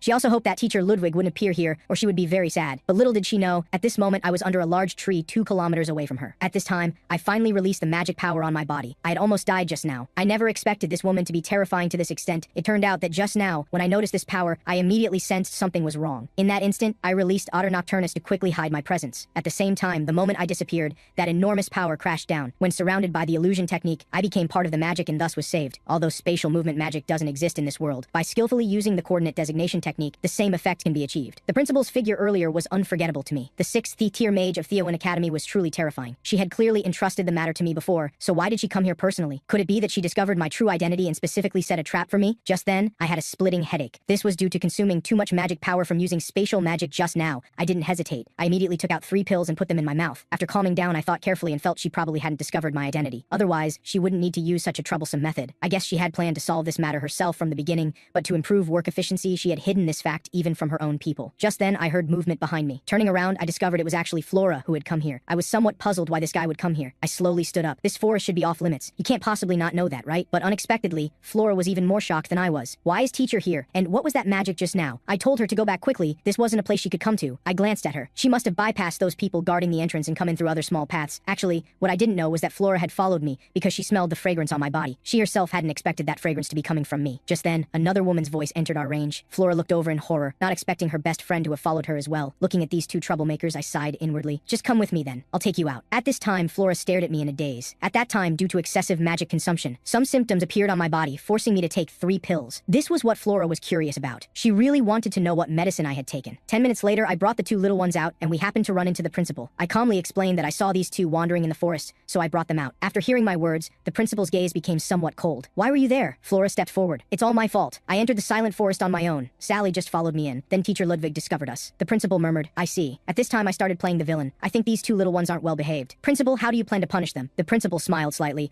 What can I do? Besides, the situation just now was a bit urgent, so I handled it myself. I nodded. No wonder I sensed terrifying magical power in the forest. So it came from the principal. The principal didn't say much more after that, and I took responsibility for sending the 2 students back. After the principal returned, the butler beside her asked, what do you think of this, Ludwig? The principal didn't answer directly. Through this incident, we should be able to completely eliminate suspicions about Ludwig. Through these past few days of observation, we haven't found any suspicious signs. The butler laughed heartily. That's really great. Excellent talents like him are rare. But principal, why did you have our people spread related rumors in the school before? The principal giggled. I naturally have my plans for doing this, because only by doing this would those guys who took the bait start taking action, right? Then the 2 of them walked for a while and stopped in front of a stone door. Inside was deathly silent, with a stone placed on a platform in the center. This stone was the all-power stone. This stone had been safely transferred here before the rumors spread. The principal came this time as a precaution, specifically to check whether the all-power stone was truly intact. The moment they closed the door, a mass of black smoke filled the room. The next moment, my figure suddenly appeared. This was my most skilled coordinate designation technique. I chuckled. I wasn't entirely sure before, but this time I really hit the jackpot. When I touched the all-power stone earlier, I knew it was fake, then casually left a trace on it. I had already guessed that after the principal dealt with this matter, she would definitely confirm the real all-power stone's condition. However, the magical power emanating from the real all-power stone was indeed intense. I felt she wanted to use magical power to tempt me, but unfortunately, it didn't have the power to truly fulfill my wishes. My steps slowly moved forward. I've seen too many before, so I clearly know your power is limited. The next moment, I directly grabbed the all-power stone. Although its power was limited, it should be able to tell me the whereabouts of other artifact fragments. Instantly, a powerful magical fluctuation emanated from the all-power stone's main body and quickly filled the entire room. Fortunately, this room had magic shielding devices, so people outside couldn't see anything. Gradually, I discovered this magical power was getting stronger, and it was trying to drill into my body. I slowly said, you better behave yourself. Otherwise, I'll absorb all your magical power. And I specifically warned the all-power stone that if you really want to drill in, you might be destroyed by my consciousness. After hearing my words, the all-power stone seemed a bit afraid. Its light was fading, and soon its glow disappeared. Then my magical power poured into the all-power stone's interior. Let me see the whereabouts of the other fragments. 2 minutes later, the all-power stone's magical power completely subsided. Although I had anticipated it, it indeed couldn't tell me the locations of all fragments. But there was one thing I hadn't expected. That was that fragments actually existed near this Theoan. That night, I called Hans again, telling him we needed to meet tomorrow night. This incident was very important, so please arrive at the meeting point on time, because I had learned the whereabouts of another artifact. Hans heard that my voice sounded weak. You spent such a great cost and only found 1 artifact? The gains seem rather minimal. More accurately, it should be 2 artifacts, because the all-power stone told me there were 2 artifacts existing nearby, but it didn't tell me specifically where. Hans was extremely shocked. I never expected this Pilbert to have another artifact. Why hadn't anyone discovered it before? I slowly stood up. The existence of artifacts definitely isn't easily revealed unless there are huge interests involved, but I roughly know where it is. It should be in a nearby auction house. Hans thought for a moment. The only auction venue nearby should be the Kunst auction house. I heard they're holding a large event recently. They might be using the artifact as an auction item. I think it's best to confirm the auction list first, so we can plan our move accordingly. Then I ended the call with Hans. The next day during class, I found Flora actually lying at my office door. Flora coughed twice to cover her embarrassment, saying, "So you weren't in the office? I thought you were in the office," and knocked for a long time with no response. I told her not to talk nonsense and to speak up if she had something to say. This really stumped Flora, because she had several questions she wanted to ask me, such as what magic I had used at the time, or what those pills I took were for. After 3 minutes of silence, she still hadn't spoken up, and my patience had reached its limit. Then I turned and entered the office without looking back, but Flora blocked my way again. This made me a bit impatient. "What exactly do you want? Just say it directly." When I opened my eyes again, I was extremely shocked to see a water drop floating in front of me. Besides that, there were ice magic and fire magic above. Flora showed a proud smile. "How do you feel? This is the coordinate designation technique I learned from you." This made me exclaim in amazement. I never expected a student to learn this magic so quickly. Flora giggled. "Of course, I'm a genius after all. I should get a reward from you, right?" Hearing her words, I praised her, but as for rewards, I could only give her points. But Flora's expression seemed somewhat disdainful. "You stingy guy, how can you be a teacher like this? I don't want points. I want something of equal value to the highest bonus points." I wanted to punch Flora. She sounded so arrogant, and that expression was really too cocky, especially with that masculine face. But I didn't show any of this, just complained internally. Then I brought her into the office. Flora looked around. This was her first time in the teacher's office. I told her to come with me to the research room. Don't go to other places. With a creak, the door opened, revealing all my academic materials. But Flora couldn't understand any of these things. This was also her first time seeing such patterns, which didn't look like casual drawings. Then my voice reached her ears. "Honestly, I didn't expect anyone to actually succeed, so I considered what reward to give you. You should also know that the coordinate designation technique requires mathematical formulas. You need to control magical power at a certain point and manifest this technique at that point." This made Flora a bit embarrassed. She had only been copying without understanding, so it used mathematical principles. At this time, I casually waved the staff in my hand. I swept my arm, and a golden light wrapped around the staff's surface. Flora looked up in shock at what she saw next, which almost overturned her worldview. view. Above me appeared a golden unknown shape. Although it looked like nothing on the surface, if you looked carefully, the magic contained within was simply unfathomable. Flora was about to cry from fear. She just felt like her head was about to explode. She couldn't understand what this thing was at all. When she opened her eyes again, it was already half an hour later. Flora was still immersed in the previous technique, unable to come back to her senses for a long time. She curiously asked what magic I had shown her before she fainted. It was so amazing. I call this magic the Klein bottle. This is magic I created myself, but this magic is currently only in my experimental stage. Flora was somewhat shocked after hearing this. What kind of brain do you have to always think up novel magic? At this time, my gaze looked at Flora with extreme gravity, asking if her eyes and nose were all right. Flora's heart jumped. Could it be that you discovered? I did indeed discover your special constitution of being able to sense magic through various senses. I had noticed before that when you saw the Klein bottle, your pupils dilated significantly and your fingertips trembled slightly. You used other senses to perceive techniques that ordinary people can't sense. This was magic you'd never seen before, so you appeared very shocked. Flora clenched her fists. Teacher, aren't you curious about my special constitution? I wasn't curious about this at all and didn't care what constitution she had. But other mages would be different. They would try their best to capture and study you, so you must never let them discover. After warning her, I sent her away. Flora was very curious. Was her special constitution so common? Why wasn't the teacher surprised at all? But speaking of which, she didn't seem to get a reward today. In the evening, I came to the meeting place I had arranged with Hans. No matter how many times I saw him, I still couldn't get used to Hans showing off. Hans was very happy to see me arrive. I've been waiting here for you for 2 hours. You finally came. Today I was dressed in a very formal suit. This is the best car from the anti-society side. I snatched it over. The place we're going to next is a very high-class venue, so we need at least this kind of car. Half an hour later, we arrived at a very upscale building. But I didn't like this kind of environment because it was too flashy and noisy. Just as we were about to go upstairs, 2 bodyguards blocked our path. Hans smiled and handed over the invitation. Don't worry, we have proper procedures. After the bodyguards checked that the invitation was fine, they respectfully invited us upstairs. When we reached the 4th floor, I realized the atmosphere here was different. There was no noisy sound. Hans began explaining to me that there was actually an unwritten rule here. That was absolutely no disputes could occur on the 4th floor, so there would be no security inside. I chuckled. It seems they arranged to meet us here to see whether we would follow this agreement. Soon I knocked on this room's door. Let me see what kind of demons and monsters are inside. After entering, a black-veiled woman asked what my purpose for coming here was. Could it be that I wanted to complete a previously failed plan here? She was Black Rose Violetta. I smiled calmly. I never thought like that, but Black Rose still didn't believe me. She felt I was just doing what I had wanted to do before. Otherwise, why would I wipe out the anti-society organization as soon as I arrived? A short man interrupted, saying, "Let's stop talking about your personal history. What exactly do you want to do? Since you accepted our invitation, you must have come with a purpose." He was Gilkis Fenning. Seeing them being so direct, I also spoke frankly. Actually, I came here because I want to cultivate my own power. Hearing this, everyone was slightly stunned. This way, their power would decrease, which wasn't good for them. I shrugged. Don't be so nervous, everyone. Let me clear up the misunderstanding first. Otherwise, we won't be able to chat calmly. Dane slowly spoke. What misunderstanding do you have? But before I speak, I want to dialogue directly with the person in power of your organization. This made Dane a bit unhappy. What do you mean by this? At this time, the little girl beside Dane smiled slightly. You actually saw through it, Mr. Moriarty. Because everyone thinks I'm a child, they often ignore what I say. She was Audacious Mastra. I shrugged again. I'm someone who won't look down on someone just because they're a child. And everyone please rest assured. I don't want to create a second society, but I do plan to start a new business. So I suggest to everyone, as long as you work under me, I guarantee I'll make you all rich. This made Hans beside me extremely nervous. What the hell was this guy saying? Black Rose's tone was somewhat cold. So you're no different from the anti-society people. Don't you also want to control us with your strength and then make us work for you? But mine is different. After all, this is just a suggestion. If I really wanted that, you would have been beaten down by me long ago. And I've made another decision. Even if you refuse my suggestion, I will transfer part of the anti-society's business to you. Odejas couldn't help but swallow. You would also transfer part of the business to us? I really can't understand what you're planning. I finally waited for their question. This was when I had the initiative in the conversation. I slowly said, everyone should be very clear that it's not convenient for me to operate openly outside now. So even if I caused this kind of meaningless dispute, I wouldn't gain anything. I just need to have a firm strength that belongs to me. It doesn't matter if you don't believe me. Actually, even if you refuse me, I won't have any losses. But I want to hear everyone's definite answer here. In that instant, the 5 people in the room plus Hans were extremely quiet. You could clearly hear a pin drop. At this time, the short man Gilkis broke the silence. Hey brother, even if you want us to work for you, you should at least tell us what business it is first. However, his words were scolded by Black Rose. How can you make decisions casually? The boss hasn't even spoken. But the short man completely ignored Black Rose and spoke directly to me. If it's something dangerous, it's not too good. I hope you can understand us. I waved my hand, had Hans pass over a piece of paper, and asked them if they knew what kind of entertainment activities nobles liked. The short man looked at my business plan with a puzzled expression, still not prepared to agree, but the next second, he seemed to change his face and said, I see the possibility of developing this business from you, brother. I'll be counting on you from now on, my good brother. Black Rose was somewhat dissatisfied with the short man's behavior. She didn't expect him to agree so readily without consulting them. But Black Rose was still curious about one thing. She really wanted to know what I wanted to do in this city. However, I also told her straightforwardly that I wanted to change this place. This industrial area and Fogus Street were both abandoned areas. There was only gray sky and dark future here, but people should live looking up at the sky. I want to turn this dark, damp alley into a bright place suitable for people to live. I can also provide advice for other organizations, helping you find suitable occupations. Would you like to look at it before making a decision? After the meeting ended, Hans looked at me with extreme admiration. Boss, you're really amazing. I never expected all 3 organizations to finally agree to join us. But at this moment, I turned to the dark area behind me and said, what do you want by following us? And you came alone without bringing any bodyguards. The reason Black Rose came over was because she wanted to chat with me alone. Then Hans tactfully left this place. Yes, this time Black Rose came to discuss business matters with me. She really wanted to get my answer. Did the business I proposed before really have development prospects? The current clothing market was monopolized by noble merchants. Did we really have a chance of winning? I told her not to overthink it. Our target customer group wasn't them. We wanted to make clothes suitable for the general public's daily wear, lightweight and comfortable, ready to wear. If more and more customers bought this type of clothing, then the clothing styles made by nobles and merchants would naturally be eliminated.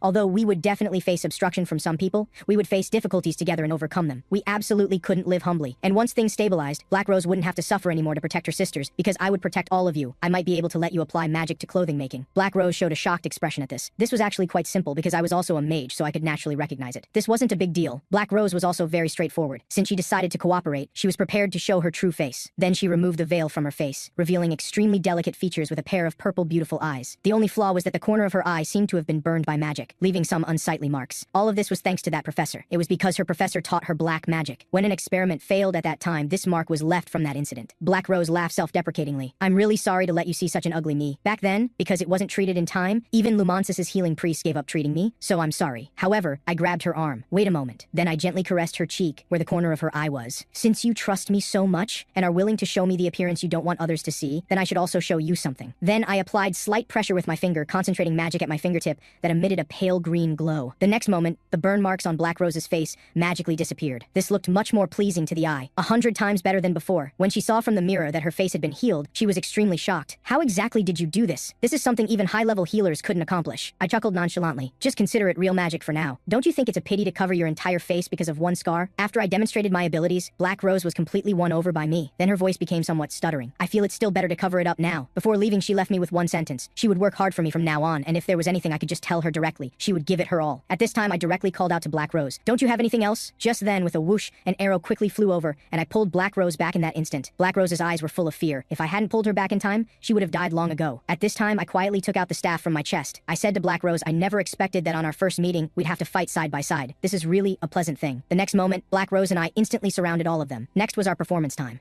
At that moment, a man carrying a hammer emerged, saying, a big shot like you dares to wander around without bodyguards? I glanced at him. Turns out he was a remnant of the anti-society faction. Just as I was preparing to eliminate them, I caught a whiff of a strange fragrance. This scent, once it enters the body, makes it very difficult for people to channel their magic power. The man across from me was ecstatic. He never expected to encounter two big shots. Black Rose Violetta, someone who calls the shots in the city, was about to fall into their hands as well. Black Rose raised her umbrella weapon. She's always been gentle and never liked fighting, but when push comes to shove, she won't hold back either. Black Rose sighed. Now we're surrounded and can't escape. But this suits me just fine. Miss, may I ask if you can dance? I don't just dance, my blade is also very fast, and when blood splatters, it'll look as beautiful as rose petals. With Black Rose's words, I felt much more at ease. Then I'll leave my back to you. I swiftly struck with my sword. The anti-society remnants were completely no match for us. This shocked the leader of the remnants greatly. They were still so formidable, even without magic. Black Rose was getting somewhat exhausted. She probably doesn't exercise enough normally. Looks like she'll need to step up her training in the future. But I was puzzled. I hadn't seen the archer who initially ambushed us. Could he have been hiding in the shadows after that sneak attack? Not only did he use the hard-to-obtain mystifying incense, but he was also skilled at concealing his killing intent. It seems there are professionals among these guys. At that moment, I called out Black Rose. The instant Black Rose turned her head, I grabbed her body and ran. The anti-society leader cursed furiously. You two are supposed to be big shots, yet you want to run when you can't win. Black Rose told me to put her down. She could easily handle just these few people. As soon as she finished speaking, two figures instantly darted out from the crowd. These two were the professional assassins I mentioned, which is why I chose to flee. Otherwise, the situation would only turn against us. These two killers appeared very professional, with very clear objectives. Black Rose was shocked. She seemed to recognize these two. She'd heard before about an assassin group from the southern desert. They're the type who work purely for money. I told her to quickly shut her mouth, or she'd bite her tongue. The next second, an iron chain flew out from my sleeve. As we swung toward the rooftops, the two assassins quickly followed. Their speed was actually comparable to mine. This made me think this is bad. Looks like a fight was unavoidable. One of the assassins immediately swung the twin blades in his hands. The moment the assassin moved, Black Rose and I quickly retreated. Just as the flying blade was about to reach Black Rose, she immediately raised her defensive umbrella to block the attack. But the next scene shocked Black Rose. She hadn't expected the flying blade to be coated with corrosive poison. If she had tried to catch with her hands, her arm would have surely been corroded. I also knew something about their organization. The special poisons used by those Kalsapa guys can't be blocked by ordinary means. So we found ourselves in a difficult position. We definitely couldn't beat them in a fight, unless they ran out of daggers, but they came prepared and surely had plenty of hidden weapons. So I thought of a second solution. The next moment, while the two assassins were surprised, I grabbed Black Rose's body and quickly fled the scene. If we didn't leave now, once our stamina was depleted, we'd surely be worn down by them. The assassins didn't immediately pursue us through the air, but instead observed our escape route. They nodded to each other, signaling that they could begin their action. In just an instant, they rushed toward us at extreme speed. However, just as they were escaping, Black Rose's voice rang out in the assassin's ears. Don't tell me you're planning planning to just abandon me and run away alone? How despicable. I really misjudged you. With a swish, the assassin's wrist flicked, and 2 flying blades appeared between his fingers. This woman is isolated. Did that man run away? But then he thought something felt wrong. I couldn't possibly have just abandoned her. So the assassin felt this was very much like a trap we had set, with Black Rose possibly being the bait. The assassin slowly approached Black Rose, sensing that I was hiding somewhere nearby. He quickly swung his arm, preparing to launch the hidden weapon in his hand. He'd already locked onto my direction. With a bang, his hidden weapon struck the wall, although no figure could be seen. His instincts told him I was indeed there. Unfortunately, he guessed wrong. I pierced through his chest with one sword thrust. The assassin was shocked, trembling as he said, I clearly smelled the mystifying incense in that location. How could you possibly appear behind me? I chuckled. This magic works exactly like that, but I made slight use of the mystifying incense's properties. With a thud, after I pulled out my long blade, I immediately finished him off. Although you're skilled, you were too careless. The concentration of mystifying incense remaining in the air was already very low and didn't affect magic use, so I used magic to transmit my voice over there. Just then, Black Rose looked at me in shock. Watch out above. I curiously turned my head and saw an assassin swooping down toward me. The assassin flicked his wrist, and actually used the same skill as me. His hook caught the sword in my hand. Then he leaped up, about to come before me and strike me down. The assassin laughed heartily. Now you're without your sword? Let's see how you counterattack me. However, at this moment, I quietly reached my hand behind my back. I never said I only had one weapon. The assassin thought this is bad. He had been careless. So just as he was about to land, I quickly swung out a blade. The cold sword light cut through the dark night. With a thud, the assassin's body heavily hit the ground. I turned my head and snorted coldly. Although your timing judgment was very accurate, you were careless at the crucial moment. When you're in mid-air, you can't move your body. That's your fatal weakness. After dealing with the 2 assassins, the anti-society remnants heard the commotion and immediately rushed over. Black Rose folded up her umbrella. The mystifying incense had completely dissipated, and she said, leave the rest to me. The next moment, those people indeed pursued us. However, what happened next made them extremely regretful. A ball of magic appeared right in front of the anti-society remnants. With a thunderous roar, a huge explosion occurred on this street. Black Rose was somewhat puzzled. Why are they still trying to hunt us down when their organization no longer exists? I speculated they might also be acting out of desperation. They should be the ones providing financial support to the assassins. Bell Bertrickson has already been eliminated by me, so it wouldn't be him. Black Rose was somewhat shocked. I didn't expect Bell Bertrickson was actually eliminated by you. I nodded. Because he provided financial support to Deutery and engaged in dirty dealings, sometimes even trampling on people's dignity. I didn't want to stand on the same side as those guys. Since we talked this far, I'll leave Deutery's people to you. You should have accumulated many conflicts with them normally. Dispose of them as you see fit, but I need you to help me find the mastermind behind this incident. Black Rose sighed. Looks like things are going to get busy lately, and I still need to follow up on those matters you proposed earlier. I don't know if I can handle it all by myself. Hearing this, I immediately used reverse psychology on her. If you can't handle such simple matters, don't follow me to make big money. Just leave on your own. Black Rose giggled. Are you challenging my self-respect? Then Black Rose turned her head and put on her original veil. She would handle both matters well. She would work even harder than I expected. I silently praised her. This was a satisfactory answer. Afterward, I left this place with Black Rose. With the help of Black Rose and others, my affairs should develop very smoothly from now on. When I returned to Hans's residence, I heard a commotion. The moment I entered, they stopped fighting. A white-haired girl with yellow eyes looked at me. She was Aeon Pitt from the Power Group, my former partner, and also a great young inventor. Hans stretched out his trembling hand, seeking my help. Big brother, can you pull this troublemaker off me? I chuckled and told Aeon Pitt to get off Hans. Just help me take a look at this wrist guard. What followed was Aeon Pitt's angry roar. Did you use this steel wire to carry someone? I told you before it should only be used by you alone. Now all the connection parts are loose, but this wasn't a problem for Aeon Pitt. It would only take 10 minutes to fix. At this moment, Hans cursed as he stood up. Why does this troublemaker attack me every day? I think Aeon Pitt probably finds you easy to bully. But even though Aeon Pitt looks small, her actual age is older than yours. Just bear with it. After hearing my words, Hans also found it strange. To be honest, at first he really thought Aeon Pitt was a child. I remembered the first time I met Aeon Pitt was in the underground mines of the Delica Kingdom, but that really gave Hans and me quite a scare at the time. Back then, Aeon Pitt somehow obtained 300 kilograms of specialized explosives. Even thinking about it now gives me chills.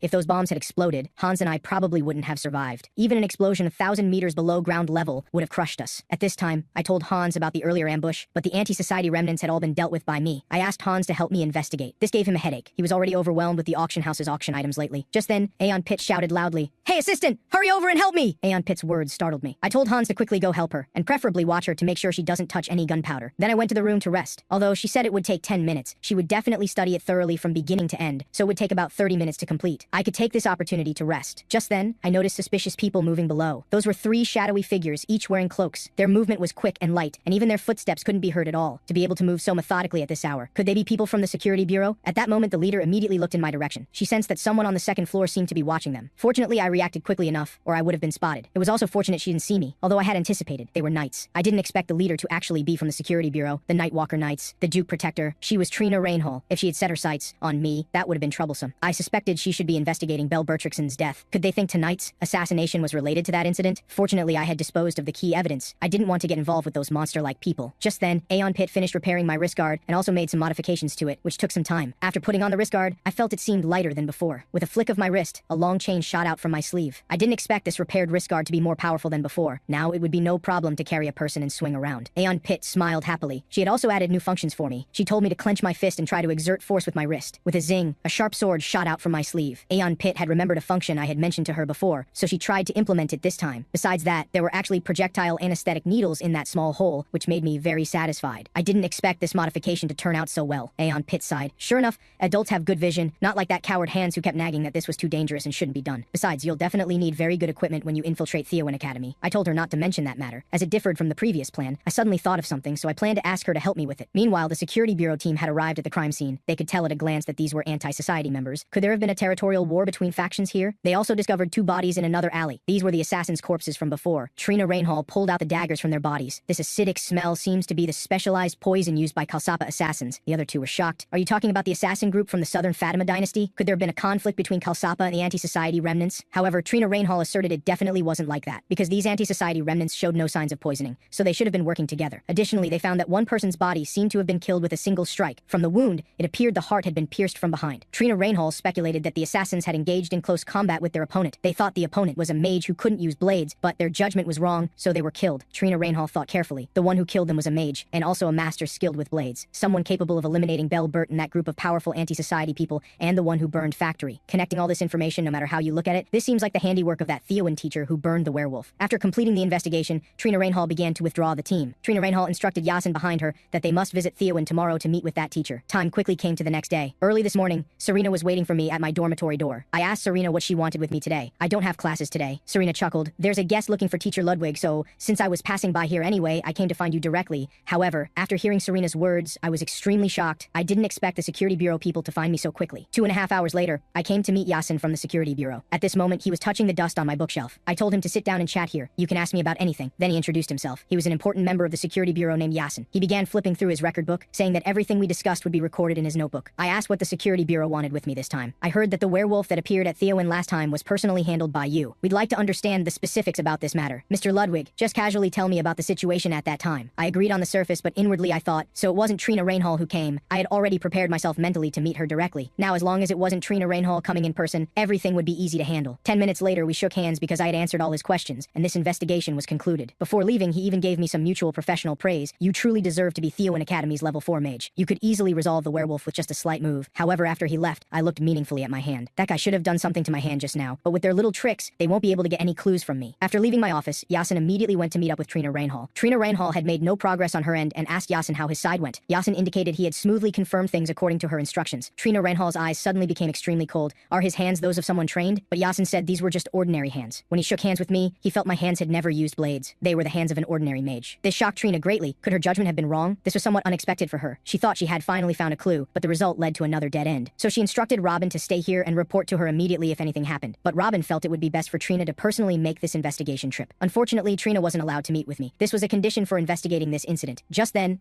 Theowen's principal somehow appeared. This surprised Robin and Yasin. They didn't expect Principal Eliza Vero to know their boss. Eliza Vero said with concern, "Since you're leaving the academy, I naturally had to come out to see you off." Trina looked at the principal with disdain. "You previously prevented me from meeting Teacher Ludwig, and now you're pretending to care about me. I don't need you to see me off." The principal chuckled. "If you want to bully my academy's excellent teacher, I definitely won't agree. I finally found someone so satisfactory. How could I possibly let you do anything to him?" The sound of their argument kept coming from this back garden. Finally, Trina couldn't be bothered to argue with the principal anymore and just turned and left. Unknown to them, I was hiding on the second floor watching them at this moment. Although I didn't know what their relationship was, thanks to the principal, I avoided directly meeting the Duke Protector. Although Yasin was also a formidable opponent, his actions provided me with very important clues. At first, he was obviously checking places with organic ash, plus his overly neat appearance. I could be certain he had a cleanliness obsession. But he actually shook hands with me barehanded. He should have been trying to determine something from my hands. So just in case, I had asked the power group to help me create artificial skin, which came in very handy. Although he went to great lengths, unfortunately I was also very well prepared. A week later in the office, Sedina told me about some minor incidents that had happened at Theowen.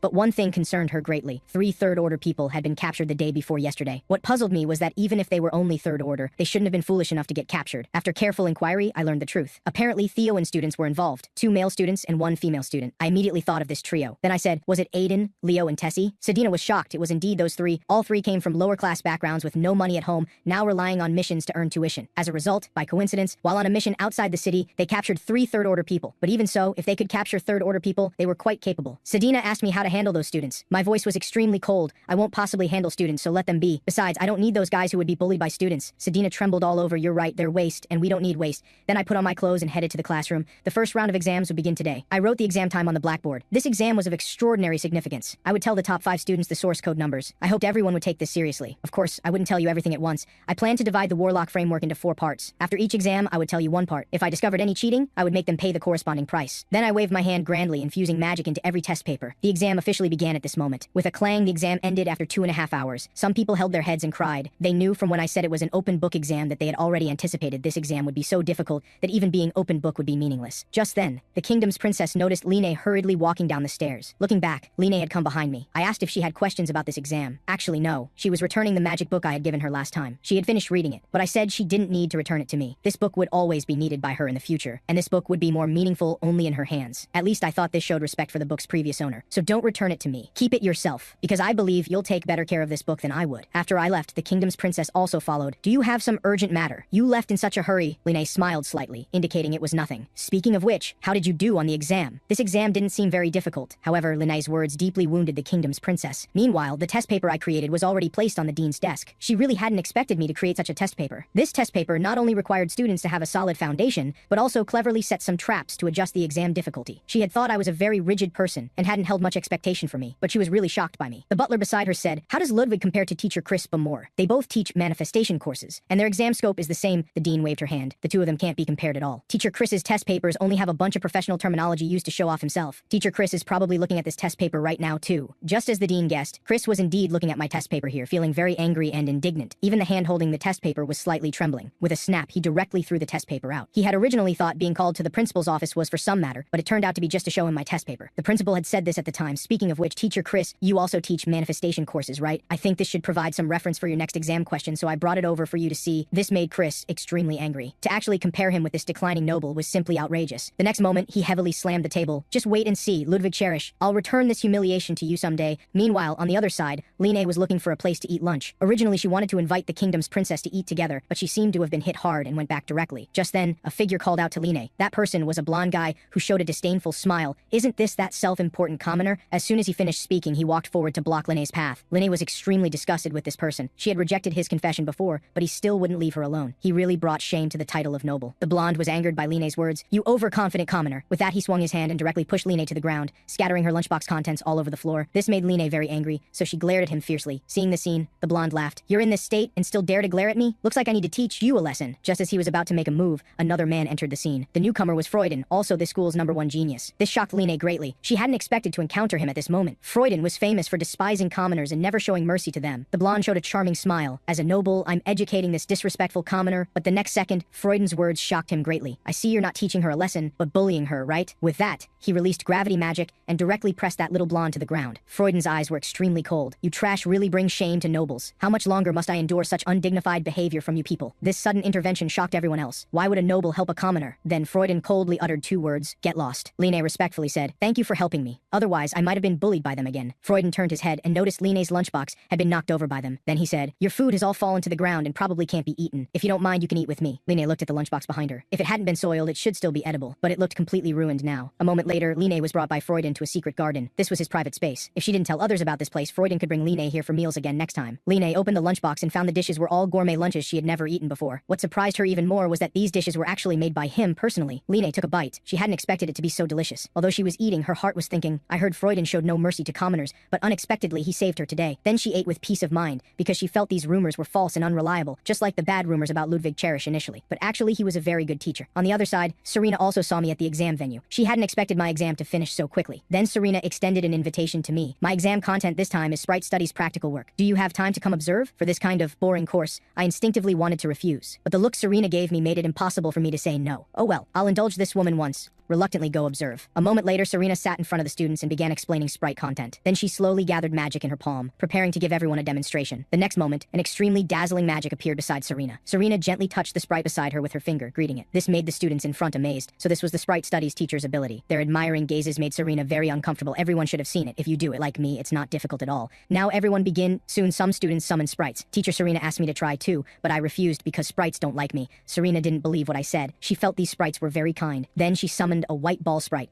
but she discovered this sprite was trembling all over.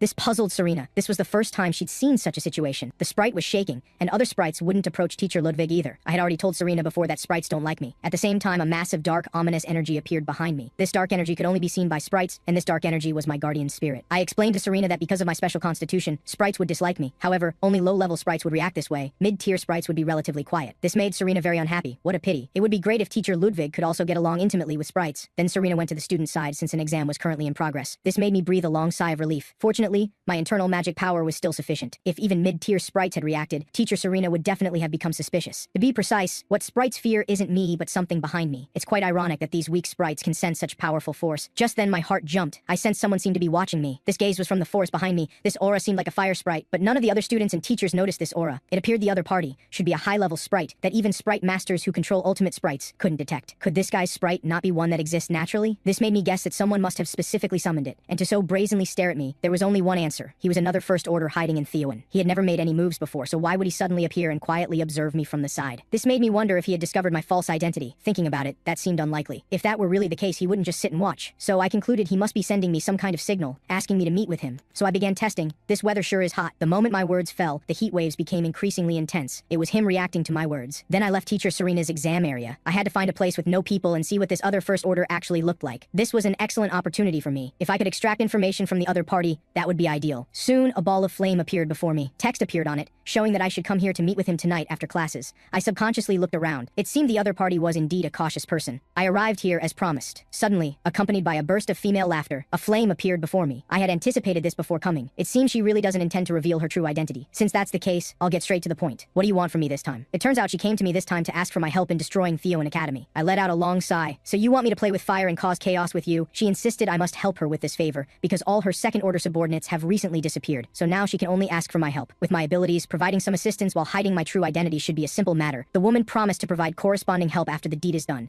This should be considered a transaction. At this point, I spoke up and asked whose transaction this is exactly. The woman chuckled. Of course it's a transaction between John Doe and Esmeralda. I haven't heard the name Esmeralda before. It seems to be a code name like mine. After chatting with her for a few minutes, I directly refused her proposal. I cannot provide you with any assistance. This left the other First Order member somewhat confused. She had waited so long, yet I wouldn't help her. But I had my reasons for not helping. If it were any other time, I might have helped you, but not this time, because the principal is still suspicious of me, so I can't act rashly now. After saying this, I turned and walked away. I'd already gathered enough intelligence, so I should leave here quickly, but I had barely taken 2 steps when she called me back. She told me she recently heard some very interesting news. That is, she heard I have a student subordinate who works for me. At the same time, her flame attack slowly approached me. The next moment, the opponent's aura suddenly erupted, and that flame power was already at my throat, demanding in a deep voice, "Didn't you always handle everything personally before? How come you found a helper this time? And it's even a 3rd order from the lowest level. Don't you find that strange?" She thought I was secretly plotting something with the 0 order. At this point, I said calmly, "You seem to know me quite well. You came to me for help first in this meeting, but you're making wild speculations about my actions, and now you even suspect me." My gaze had turned ice cold, staring angrily at the opponent. "Do you think that because I've been quiet since infiltrating Theowen, you can underestimate me? And my having an assistant is perfectly reasonable. Other teachers all have assistants, 10 or 8 of them, so I can't be the only one without an assistant. Since I must have one, I figured I might as well choose one from the organization." After hearing my explanation, the opponent was instantly stunned. This actually sounds quite reasonable, so she quietly withdrew her flames and showed a flattering smile. "I was just joking with you earlier, just teasing you. I didn't expect your reaction to be so intense." I turned my head and said to her, "Whether today's incident was intentional or not, I'll let it slide. But never doubt my loyalty to Lord Zero Order again. Otherwise, one of us two will definitely end up dead." That little flame kept nodding in apology. "Sorry, since there's nothing else now, I'll leave first." The next second, this little fireball disappeared from before me. After confirming she had left, I instantly relaxed. That was almost a disaster just now. Fortunately, my magic power was relatively sufficient. Luckily, I'd analyzed beforehand what kind of person John Doe was.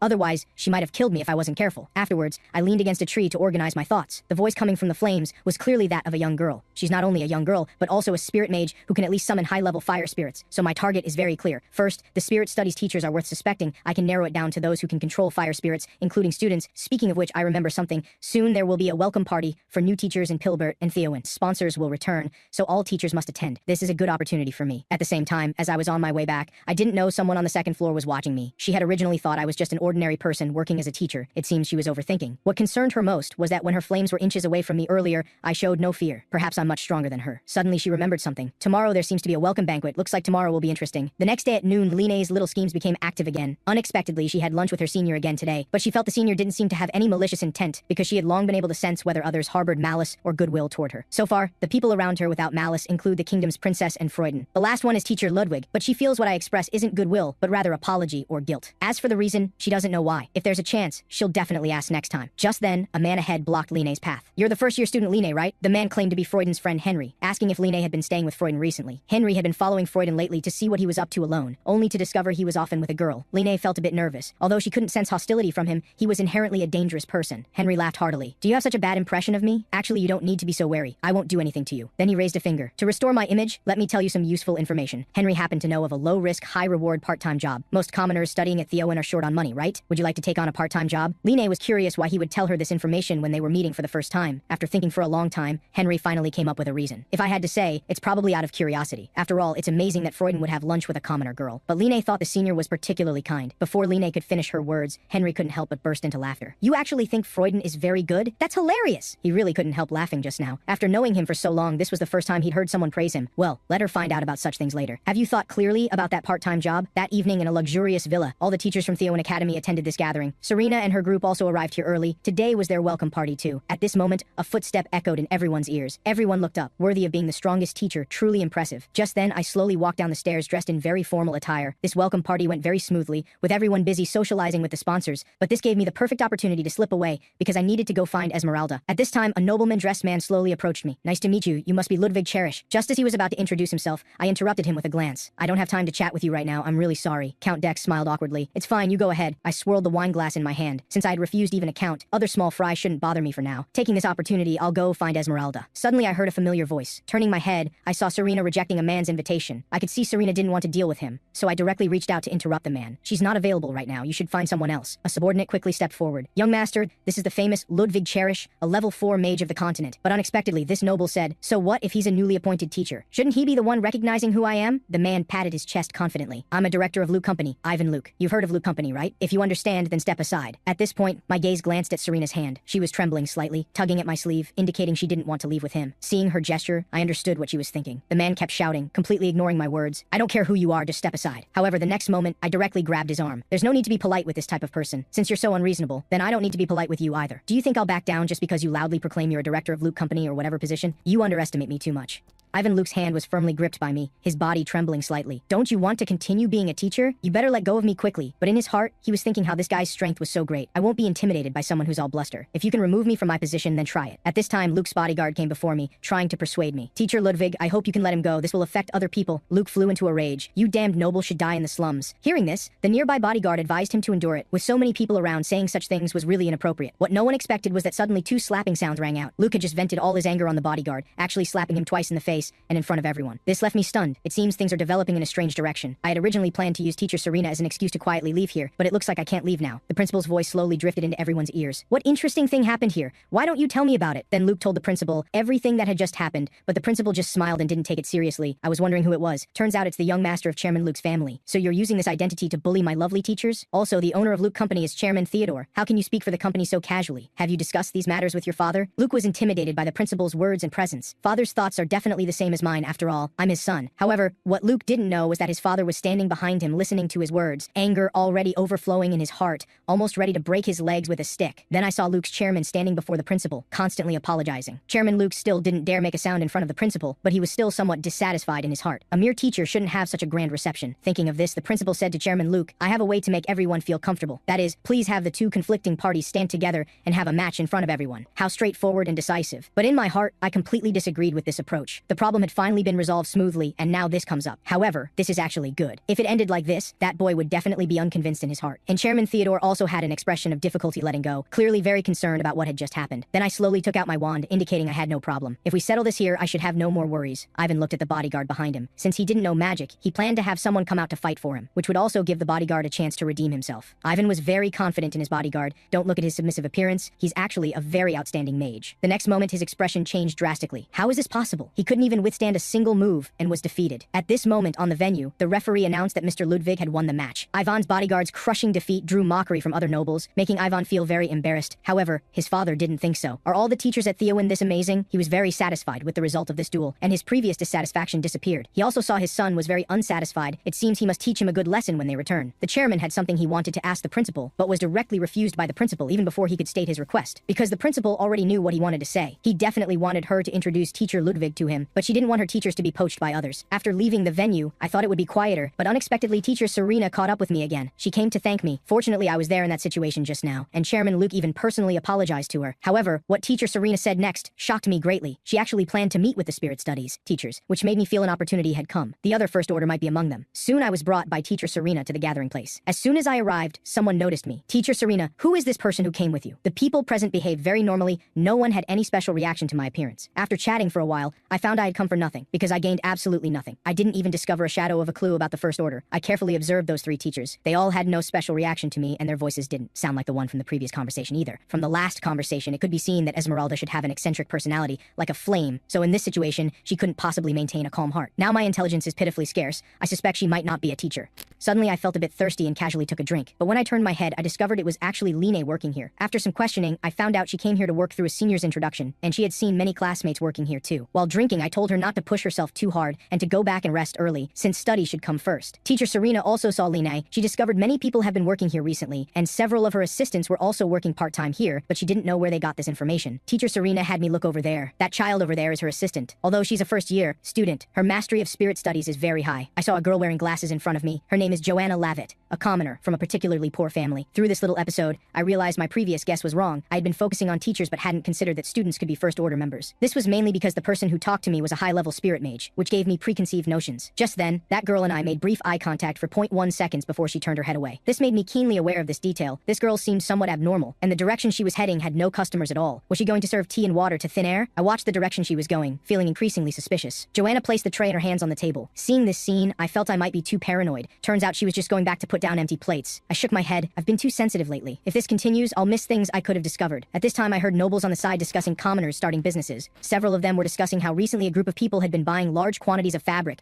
seemingly wanting to enter the clothing industry to get a piece of the pie. Their conversation reminded me of Black Rose. I didn't expect her to start taking action so quickly. Although she had once been skeptical about this matter, once she saw hope, she gave it her all. Several nobles were talking among themselves. They're really ridiculous. Just because the royal family implemented related policies for commoners, they've become so presumptuous. I don't believe their clothing industry can succeed. I completely disdain this. You nobles can be arrogant for a short while, but soon you'll discover the seriousness of the problem, because all the actions I arranged for Black Rose will eventually form a huge wave in this world, then change the direction of the future. By then, people will soon discover that the world's clothing industry will reach a revolutionary moment. But if we really reach that point, we'll already be able to stand firm at the world's peak, because we'll be at the top from our debut. Suddenly I felt a palpitating sensation in my body, as if my magic power was being drained, leaving my limbs weak. With a clang, the wine glass in my hand fell to the ground. Serena immediately supported my body upon seeing this. "Are you all right, Teacher Ludwig?" I quickly steadied myself, indicating I was fine. "I'll go outside to get some fresh air and recover." However, this scene was caught by Chris's eye. He felt my behavior today was somewhat abnormal. After coming outside, I felt those voices in my head causing unbearable pain, constantly telling them to shut up and stop talking. I immediately swallowed 3 pills. Now I can only use these medicines to alleviate my symptoms. After taking the special medicine, my body felt much better. In that earlier battle, I consumed too much magic power trying to quickly decide the outcome. I've been too lax recently. My physical condition had become so poor without me even noticing. Chris saw me taking the special medicine just now. I don't know what schemes he's thinking up. When I returned to the venue, I found some flames had appeared inside. When I entered the venue, I found it was truly chaotic, with everyone busy fleeing for their lives. Looking around, I saw not far in front of me, a fire spirit was destroying the venue. I could tell at a glance this was definitely Esmeralda's doing. Only she could summon such a terrifying fire spirit.